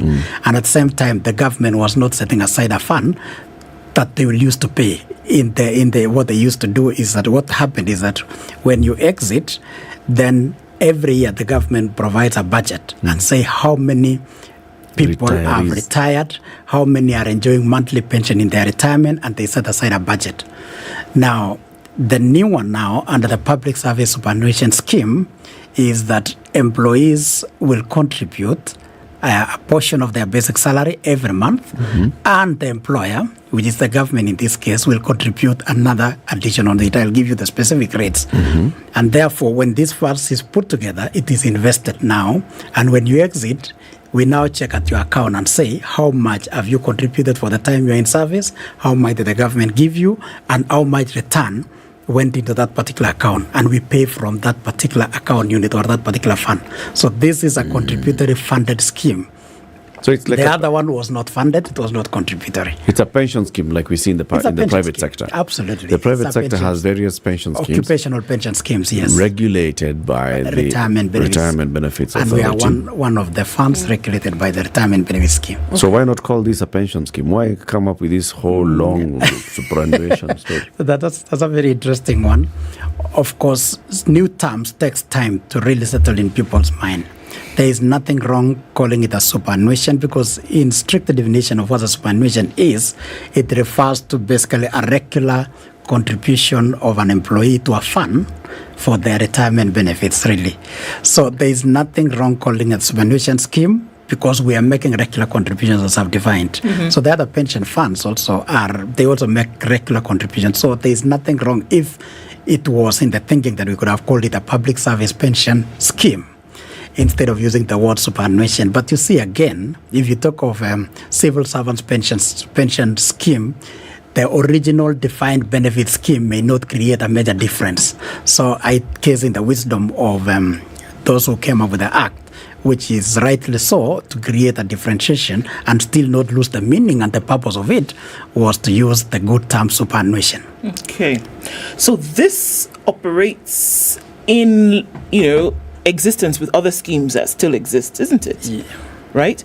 But we're looking at it from a government point of view. Absolutely. So since 2012, when this act came into place, people have been receiving their pension? Okay, let me put it this way. The act was enacted in 2012. The scheme was operationalized in 2021, 9 years after. Could you explain why? There was a time lag between 2012 to the year 2021. My thinking is, of course, preparation from government, and of course ensuring that once you start it, you have adequate resources to finance it. So the whole idea was the act came into place, and just like many other regulations and legislative frameworks, there is the date of signing of the act and the date of commencement. But this one, for some reason, took a little bit long, maybe around 9 years. And rather 9 years, and the commencement of operationalization of this PSSS scheme is January 2021. So we are fairly new. We are talking about 3 years. And of course, that explains the reason why even in this room, none of you have heard about superannuation, but this is the great opportunity. I had heard of it myself. So who is contributing here? Very, very well. So we do exist to cover and of course for the listeners and each and every other person, it's good to know who are the stakeholders, very critical stakeholders who are the members of this scheme. So we cover the members who are employees in the civil service. We also cover all the teachers, and we also cover all the disciplined forces, of course excluding the military. Disciplined forces here, we are referring to the police and the National Youth Service, and that now constitutes our membership. And if you can, I can just mention, to give a context of what the membership that we have since we commenced in the year 2021, we now have around about 422,000 members. And in various categories. I think the majority of them are the teachers, who are around 244,000 members. Teachers countrywide are our members. We also have around 61,000 civil servants, those who are working in ministries and various other sectors. We are also talking about those who are in, I think, civil service. I said civil servants, Disciplined. teachers. The disciplined forces, we are talking of 115,000. So if you look at that number, we are talking disciplined here, we mean... We are referring to the police. The military, the police... Not the military as exclusive. I don't part of us. We don't cover them at the moment. Okay. They have their own scheme. So it's the police... The National Youth Service. KWS? No. Administration police is involved in police. Let me put it this way: National Police National Service. Police Service. I think it's a better way so that it covers the and National Youth police Service and the regular police and the National Youth Service. Okay. So we have a big membership of over 422,000 at the moment. And of course, touching in every corner of this nation, whether you are from anywhere, I think we can have our member who benefits directly or indirectly. So, obviously, this is pegged on their pay. It's pegged on remuneration, pegged on salary. I'm assuming, and please stop me if I'm wrong, that there's an amount then that is then taken off their salary and put away for the time when they'll retire. Absolutely. Okay, and so... Okay, just proceed. So what period of time are we looking at here? And if this scheme came into place in 2021, we're talking about really when contributory, factors came into play. Operationalization, exactly. So how long are you looking at? 20 years, 25 years, 10 years? Or can you say, can I cash in after a year kind of thing? What happens? Yeah, very, very, very good question, and thank you for that. Let me put it this way: it's a retirement benefits. So I think that the moment we have that context, that we are running a retirement benefits fund, it creates now the level of understanding that it is not a SACCO, it's not a short-term saving that you do in your bank, that after 2 or 3 days you can choose to say, can I cash in? So these funds are set aside for your retirement. And strictly on that context, as regulated by Retirement Benefits Authority, you can only access them upon retirement, that is exit from your formal service, or another way that you can that funds can be paid off is in an unfortunate situation that you pass on. So we normally tell people that those are the clear options that you can only get, but nobody would want to die anyway, because if you pass on, unfortunately, because people have to die really, while in service, then your beneficiaries is now, it triggers now that we can be able to pay them. But as long as you're still in service, you earn your salary, but this one is set aside for your retirement. As I'm listening, I'm wondering, so where does NSSF fit in? Very, very good. NSSF is, of course, it's National Social Security Fund. Yes. And let me put it this way: the NSSF covers a wider spectrum of the population. Yes. I mean, whether you are in Chuakali sector, whether you are in the private sector, whether you are in government, it's a mandatory contribution, especially under what we call Tier 1. There is now Tier 1, Tier 2 contributions. So everybody contributes to NSSF, whether you are in the formal sector, whether you are in... whether you have your own private occupational scheme, you realize that you are mandated to contribute. Even if you are an employee in a private sector like Standard Group here, it's mandatory for every person who is an employee to make a contribution. So it's actually a baseline contribution. In general terms, under the World Bank categorization of universal social security provision, we have what we call Pillar 1, social security provision, or we start with from Pillar 0. Pillar 0 is what we understand as the cash transfers that we give to the old people, like case many of you might have seen, people who are given every month. without any funding, they don't contribute anything, but because they are vulnerable, the government makes a provisions. So that's what is called the lowest level of actually providing social security. So NSSF comes, say, under Pillar 1, because now it tries to reach everybody across. Now, the one that we are running, the Public Service Superannuation Scheme, is purely for a particular segment of employees, and this segment of employees is the employees who are in the civil service, in the disciplined forces, and of course the teachers. So that's what it means. If you come to Standard Group, like for this place, for example, you can have your own private occupational pension scheme. So instead of having so many occupational pension scheme for teachers and all this, we have all consolidated this under the public, or rather the civil servant pension fund, which we are calling the superannuation fund, to deal with them. So you must still continue contributing to NSSF? To the Tier 1 only. To the Tier 1. Tier 1 only. And then, with Tier 2, it's you opt. You opt, yeah. So then you can opt to put your Tier 2 contribution into your PSS. Absolutely. Or into any other scheme that you may want. But so our members are not obligated really in the Tier 2 to take to the NSSF, because we already have a provision for them within the PSSS. Is it mandatory for all these teachers, civil servants, police and NYS to contribute to the superannuation scheme? Mandatory. So you must contribute. So long as you are employed on a permanent and of course pensionable terms, it is obligatory that you make a contribution. And it's also obligatory for the employer. Employer, right. To also contribute. To match, yeah. So the Teacher Service Commission must match. The National Police Service Commission must match. Yes. And the Public Service Commission must also match. Correct. Let me put the arrangement this way. Within the Act, it was made to be very easy. Remember, all these people, whether you are in TSC, whether you are in police service, for example, the ultimate contributor is the consolidated fund, which is the National Treasury. Yes. So what the arrangement is, as they pay you salary as a teacher in Teacher Service Commission, they remit your employee portion to the fund, which I said is 7.5% of your basic salary. Now, what the National Treasury will then do is they will be knowing that how many teachers have paid their 7.5%, they paid the sponsor's portion, which is 15%. So you realize that if your salary is 100% basic, 100,000, for example, 100,000 basic salary, it means every month 7,500 will be deducted from your salary, and the government will provide 15,000. So what comes to my fund? 22,500. As it hits my account, I maintain a record.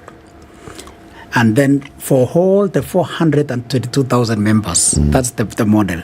So you put this in one basket, invest, but of course give a record that every member has contributed this, invest it. So once you invest, there is what you call investment return. So this investment return is shared proportionately, or rather in an equitable manner based on what you are actually contributed at a particular point, so that you have an investment return in your account. So ultimately, when you exit service, and I did mention how you people exit service, you will go to your account and say, what is it that we have in the balance? From that balance now is what we pay you your retirement benefits. Plus interest. Yes, I said your contribution, employer's contribution, and interest. And interest accrued over the years. All the years. Okay. Let's take a break. We'll continue this conversation shortly. 9:30. Dr. Jonah Ayebe is the CEO of the Public Service Superannuation Scheme. It's been in operation since 2021 for all teachers, all civil servants, all police and NYS personnel. They are contributing to it mandatorily. The government is also contributing to it mandatorily. And somebody is saying, we in TVET are being forced to contribute to PSS as well as NSSF. Why? But you've explained. Yeah.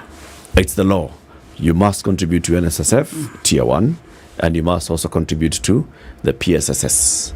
Okay, we'll continue the conversation shortly. Good morning. This is the Situation Room, the only way to start your day. This is one of the hottest show that we can never miss in the morning, and it's a show that really gives the real situation in the Situation Room. Pleasure to be here. Thank you guys so much. Ndu, nice meeting you. Even beautiful in person more than in photos. Say that again. Character is like pregnancy. You cannot hide it. You know, people hiding here and there, you know, but after 2-3 months, 5 months, now you realize, so that is why the attitude that you were showing us, you're pregnant. It's like what my grandmother would say. You cannot pickpocket a naked man. How's that? It's communal, isn't it? No comment. The Situation Room, Kenya's biggest conversation. All right, this morning now, cloudy conditions from the sunny previously in Nairobi. Highs of 25 and lows of 15. We'll see lows of 15 in a partly sunny Nakuru at 20. And it's 20 and sunny in Nyeri with highs of 26, while Eldoret is sunny at 17, going to highs of 24. Mombasa, sunny at 29, and Malindi is sunny at 30. Sunny conditions in Kisumu at 23, while Kakamega is sunny at 23. Kampala, cloudy conditions and cloudy at 29 in Dar es Salaam, and looking into a mostly cloudy Johannesburg at 23. Mogadishu is sunny at 30, while Addis Ababa is sunny at 17. It's sunny at 25 in Lagos and rather cloudy at 24 in Kinshasa. We're looking at a partly sunny Beijing at 2 degrees on Tuesday afternoon. It's -6 and cloudy. Snow in some parts of Paris, and cloudy at -2 in London, with cloudy conditions at -4 in New York.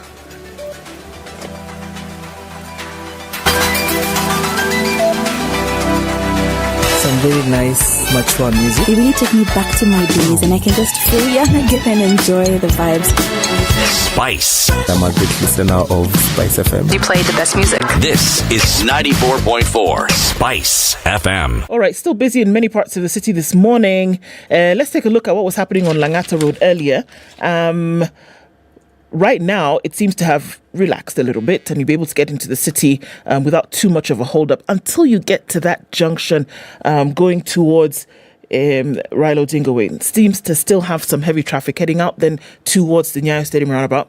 It's heavy on Mombasa Road and heading out towards the Nyayo Stadium roundabout as well. Still heavy and bumper to bumper. The Thika Superhighway coming in from Survey through towards Muranga Road, that is still heavy. So heavy traffic for some parts. Keeping an eye on things through the morning. Talk to us just in case things get stickier. Spice FM KE on X. Business News with Spice FM. I'm Dennis Aseto. High Court Judge Nixon Sifuna has ordered a probe into an extortion claim entangling a city lawyer and some officials from the Directorate of Criminal Investigations. According to a court document, lawyer Dunstan Omari and Kenyan partners have been swindling Nigerian nationals running Vital Quest International, who are into health supplements. The judge also said in his ruling that Kenyan law is applicable to all individuals irrespective of whether one is a foreigner. Trade and Industry Cabinet Secretary Rebecca Miano has said that falling fuel prices will boost the economy. The CS added that stability in prices offers certainty, stability, and an atmosphere that is conducive to investment. Energy and Petroleum Regulatory Authority cut the prices of super petrol and diesel by 5 shillings, as well as kerosene by 4 shillings and 82 cents. Milk production in Kenya rose by 5.1% in the 11 months to November last year compared to a similar period in 2022, according to a new report. The latest data from the Kenyan National Bureau of Statistics shows that the country produced 730.87 million litres of milk, a growth from 695.08 million litres. An increase in production came at a time when the country last year received above average rainfall that boosted pasture and water. Sycamore Capital Limited, an online investment platform, has received approval from the Capital Markets Authority to offer a mobile-based collective investment scheme through the Cashlet mobile application. CMA CEO Wycliffe Shamia said the company is the 11th to exit its regulatory sandbox, a platform that shows for the live testing of innovative capital markets-related solutions before rollout. Sycamore Capital was first admitted into the live testing environment in July 2021 in partnership with licensed fund manager ICEA Lion Asset Managers. And PwC has issued guidelines for the activation of bilateral country-by-country reporting exchange relationships. The framework says that multinational enterprises that fall under CBCR are those with a consolidated group revenue of at least 95 billion shillings. Currently, as part of the CBCR MCAA framework, there are 69 active bilateral exchange relationships between Kenya and other jurisdictions. For Spice Business, I'm Dennis Aseto. Spice FM Business. Mature, intelligent talk every morning. Spice up yourself.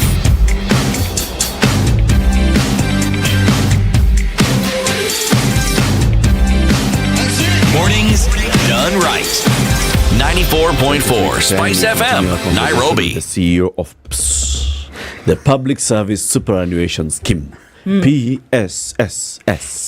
It came into operation in 2021. The law was passed in 2012.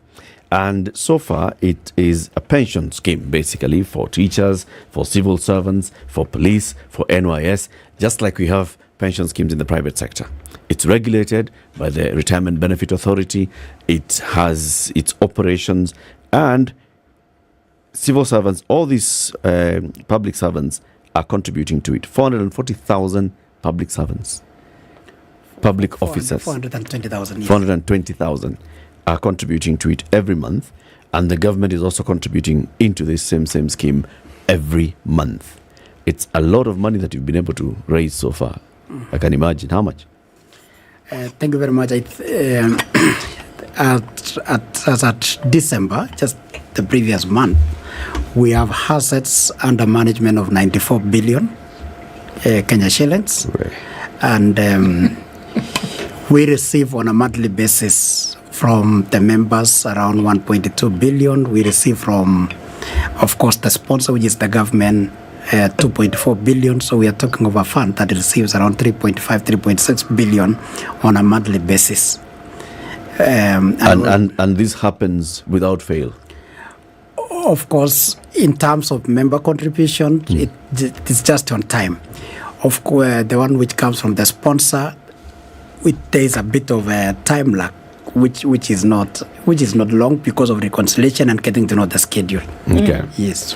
What is the guarantee that folks who put their money aside, because that's what they're doing, yes, after retirement, will get their money? Because we've always heard of, just the frustration for people having to go line up, basically beg for the money that is actually their own. Today's paper, on page 3, pensioners' 30-year vain wait for a mere 74,000 shillings. We can call it a mere, but for a lot of people, that's a lot of money. Yep. They've been waiting for 30 years for this money, and even as we're talking, they have not yet received that money, and it's pension. Okay? And it is not from a private firm. It is from a government firm. Okay? So what's the guarantee that people who are saving, these 420,000 people and more to join whenever, will truly get their money at retirement? Thank you very much. I think the matters of pension are always very emotional and very touchy, and more particularly because the people who are making the claims are often vulnerable. They are doing it at their old age, or they could be beneficiaries. And that question is very fundamental. As you contribute, you would want at exit to get your money accurately determined, and of course with good return. So what we guarantee the members is that we are operating within a very robust legal framework. Now, we are regulated by the Retirement Benefits Authority, and the funds, once they exit the sponsor, once they're deducted for you, they become your private funds. They are actually your money. We are maintaining your account. And there is no way, because now we are running a funded scheme. So when you exit, you have your funds in the account. with the return. That's why the government moved from non-contributory basis to now a contributory basis. So with the guaranteed legal framework, like the Retirement Benefit Authority provides that when a member exits, they should be paid their benefit within 30 days. And that is what we adhere to at PSSS, to ensure that if when you receive your claim, we ensure that you get paid within your 30 days of exit. Because really, we have the liquidity, we have the funds. There is no reason whatsoever why we cannot be able to pay what is due for any member. What happens to the people who had been working in any of these institutions, any of these commissions, teacher service or public service or the police service for many years? Let's say somebody had worked for 20 years before 2021. Okay. So, of course, before 2021, they were eligible for the government pension. Yes, the defined which they were not contributing to, but the government was supposed to pay. And then since 2021, you are deducting them, they are being deducted and they are contributing to this scheme.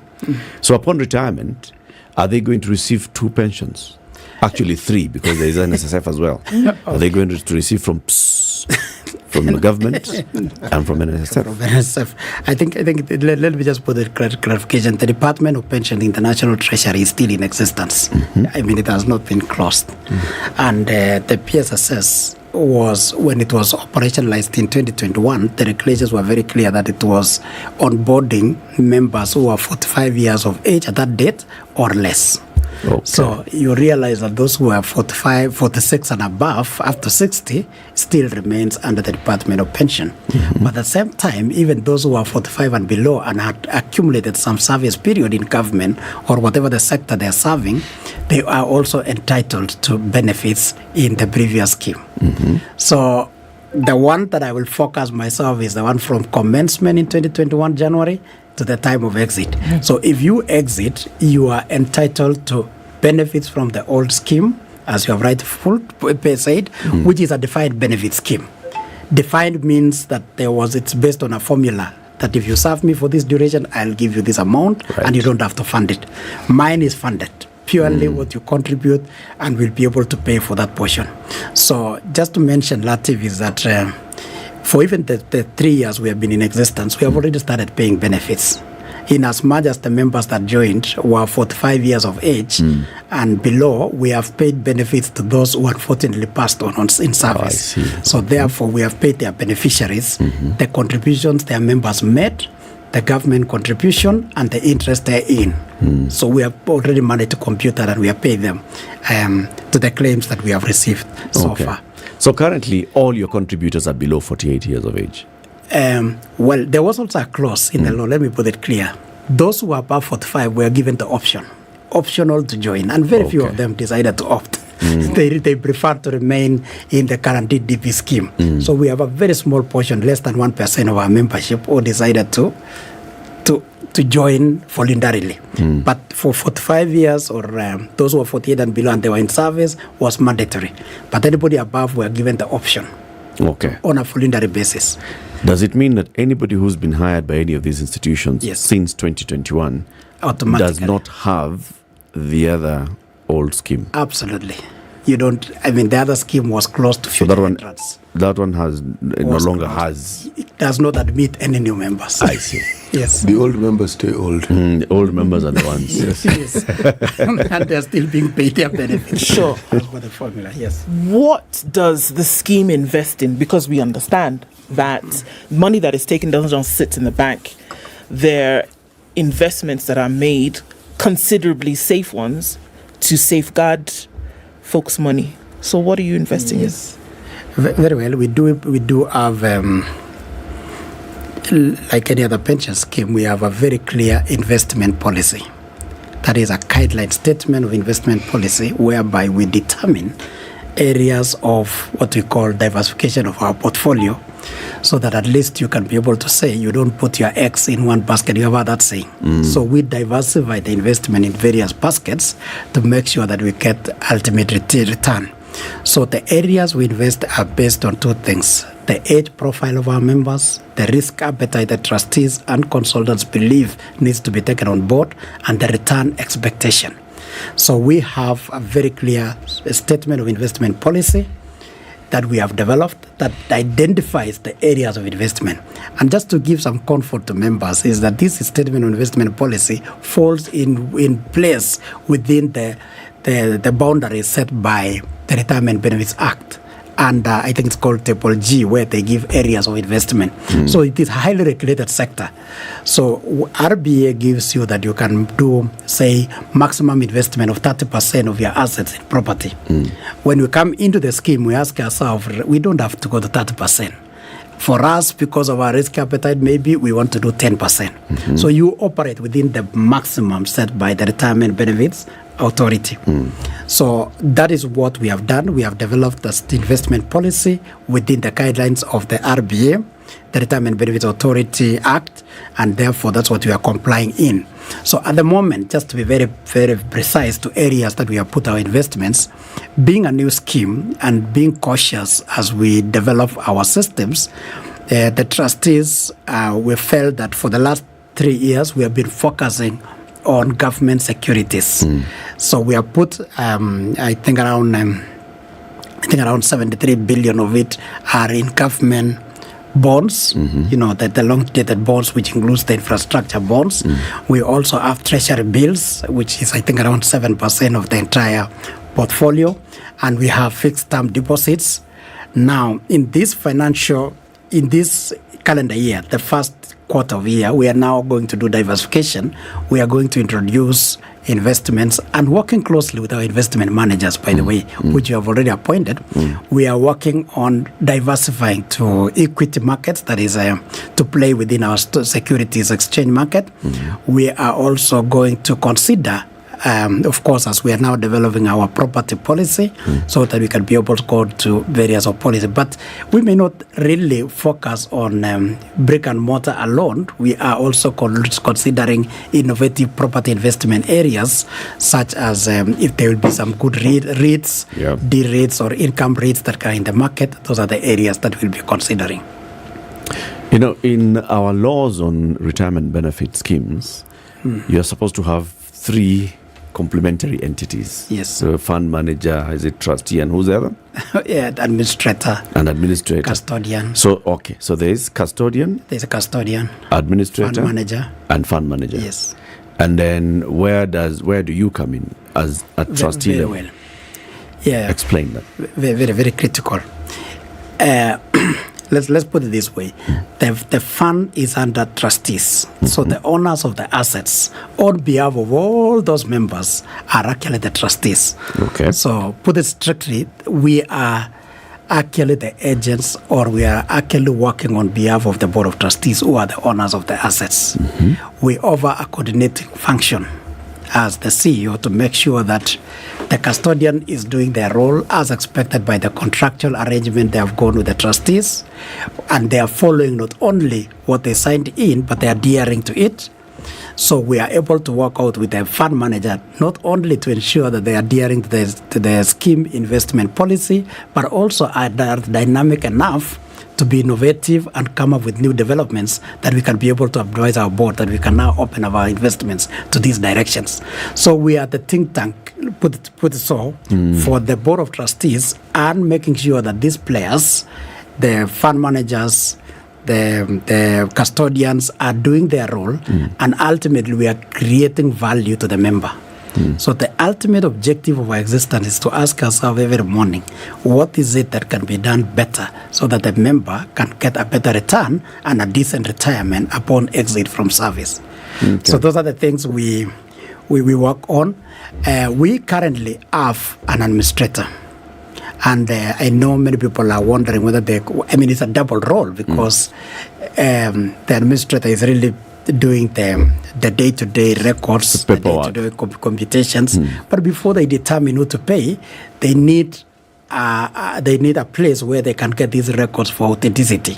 So we maintain the records of the members, we share with the administrator, and we are working closely to ensure that we serve our members. Because the key thing for a pension scheme, Latiff, is to ensure that you determine the pensions of a member accurately, without errors, and pay them the right amount and on time. So that is the role that we play as a secretariat, the team that I head as the CEO. The law is also very, very strict on how these pension schemes operate. That once you have established a pension scheme and you have determined how the contributions will be coming from the member, from the employer, those then are mandated to follow that, is it not? Yes. That if you say it's monthly, employee contributes 1%, employer contributes 2%, then monthly they must contribute. They must do that. And when they don't, then there are repercussions to it. Absolutely. Because it affects the interest and everything else and the operations of the fund. Correct. Now yours, Bwana, the employer is an entity that is... How does even the RBA ensure that the government will contribute its 2.4 billion shillings into the scheme every month without fail? All right, very, very interesting, Chair. We are a creation of the law. And the government, which is the sponsor of this scheme, is a respect of the law. And they respect the roles and the rules of even the regulators, which is their own. They actually oversight them as well. So it is a very interesting scenario. We are not seeing a situation where a government establishes an obligation on themselves and renegates from it. What we have even done in our Act for Comfort is that anytime there is a delay in contributions, there is a rate of interest that is subjected to it. And we have a continuous engagement. Anytime a month comes to an end, we are able to inform the National Treasury that this is the amount of money we are expecting, and this is the interest, just in case you delay remittance. So really, it's a commitment they have done, and I don't see them renegating out of it, because they also have to observe the law, as it were. Have they? So they have not been. They have not. For the times we have had a delay, I think for maybe 1 or 2 months, we have had a promise, we have had a follow-up, and they have always honored their obligation.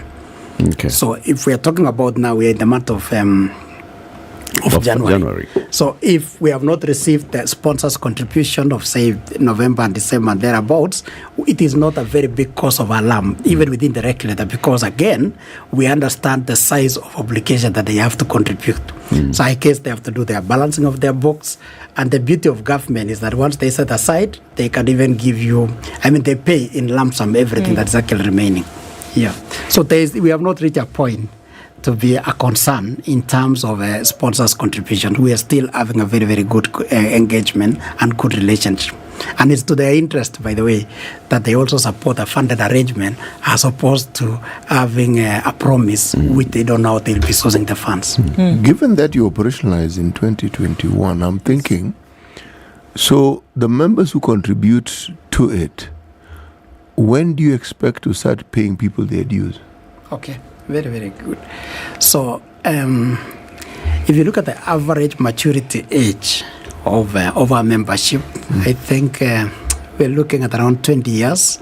But then every member has their age of retirement, isn't it? So if you are 48 years, the normal retirement age in Kenya, we are talking about 65, is it?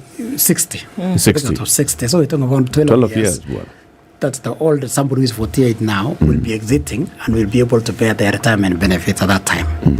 Those who are 46 will have more years and all that. So at the moment, we don't have a lot of pressure in paying out the normal retirement benefits. What we are really paying largely are those who exit because of the unfortunate situation of death, and we pay their beneficiaries. But let me mention this. The police service have a different retirement ages. That's something to mention, because there are those who sign in the discipline service and they say we only want to serve for 12 years or 15 years. So we come in to pay them also when they reach their retirement time. Yes. But from your books, you can see how the age graph looks like. Yes. So when do you expect to start having the highest pressure with retiring civil servants, public servants? I guess when we complete the 15 years after 2021, that is that's where we'll have a spike, because it will not only be the normal ones, we'll have people now exiting and getting the retirements. So I'm looking at a period of around 12 years from now. That's when we'll now be talking about monthly people retiring and we're able to pay them. Yes. Something I'd like to know. Yes. These benefits that they get, the individual contributes, the government contributes. Now, where do you invest this money? Because I know it doesn't just sit there. Yes. And when one retires, do they get a lump sum and thereafter it is bye-bye, we'll see you? Well, we definitely won't see you. Or is it you get a small amount and then over time, over a monthly? And does that correspond with the market or whatever the gains they have on the investment? How do you determine what they're paid? Okay, two questions that has come from you. One is where do we put the investments? And I have said that we have a very clear area under the investment policy of how we do the investment. At the moment, we're in government securities largely, and of course, term deposits. But going forward, and within this particular calendar year, we are diversifying to equity markets. I mean, to go to the securities exchange. We are also going to property, which we are also looking at private equity funds that can give a very good return. So we have that array, including even offshore, or including even going to areas of Kenya's Eurobond, as it may be. But all this, I have to say, every investment must be analyzed, must be determined on expected return, must consider the risk appetite, and all of us have to come in and say, yes, this is an area we go to. Now, let me answer your second question in terms of when you exit service, say at the age of 60, do we give you your lump sum and close the account, or we give you a monthly pension? So we are a pension scheme. Pension, I mean the word even annuity, we give you an annuity, a continuous payment. You know, those superannuation, and it brings us the issue of annuity. So what you do is that at the exit, you will take part of your accumulated fund in your account as lump sum, and the balance you are able to get a pension through what we call income drawdown. Income drawdown means you can draw down from the scheme a portion of it, or you buy an annuity from annuity providers. What do I mean from this? Like an insurance firm. I'm aware that many Kenyans are aware that sometimes you can give some lump sum to an insurance provider and they promise to give you a monthly pension. So that's what we talk on annuity. You can buy an annuity upon exit. So part of it will be in lump sum, and of course the rest will be serving your monthly payment. Now, if you pass on, I mean those who exit service because of unfortunate scenario of death, your beneficiaries, we close the account. We give you a lump sum and close that account.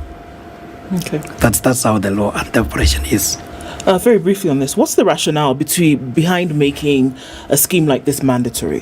One would assume that if you don't, that folks are not likely to contribute towards the pension, but what's the rationale? Very, very good question. If you ask me, it is the right thing to make it mandatory. It's the right thing to make it obligation, because retirement is real. As long as you are serving in any service in government, one sure thing is time will come when you will exit. So if you give people the option of choosing, and I know many people have been complaining that when you deduct or you touch their payslip because of the short-term focus of what they want to enjoy today. But there is a sure thing called retirement, and it has to be managed and made obligatory so that you don't put pressure to government through cash transfers or other alternatives at the time of exit. So the rationale is that because really you can't escape retirement or exit from employment. A time will come when your body will not be able to support yourself. And when you're able to support, you can have other alternative ways of savings, like SACCOs. You put your deposits, but let the retirement funds take care of that age when you're not having the strength. Kabisa. Yes. Daktari, thank you very much for joining us. Dr. Jonah Ayaibey, the CEO of the Public Service Superannuation Scheme. Very enlightening conversation. Thank you for tuning in to the Situation Room today. We'll be back tomorrow, Wednesday. Have a lovely one. It's 10 a.m.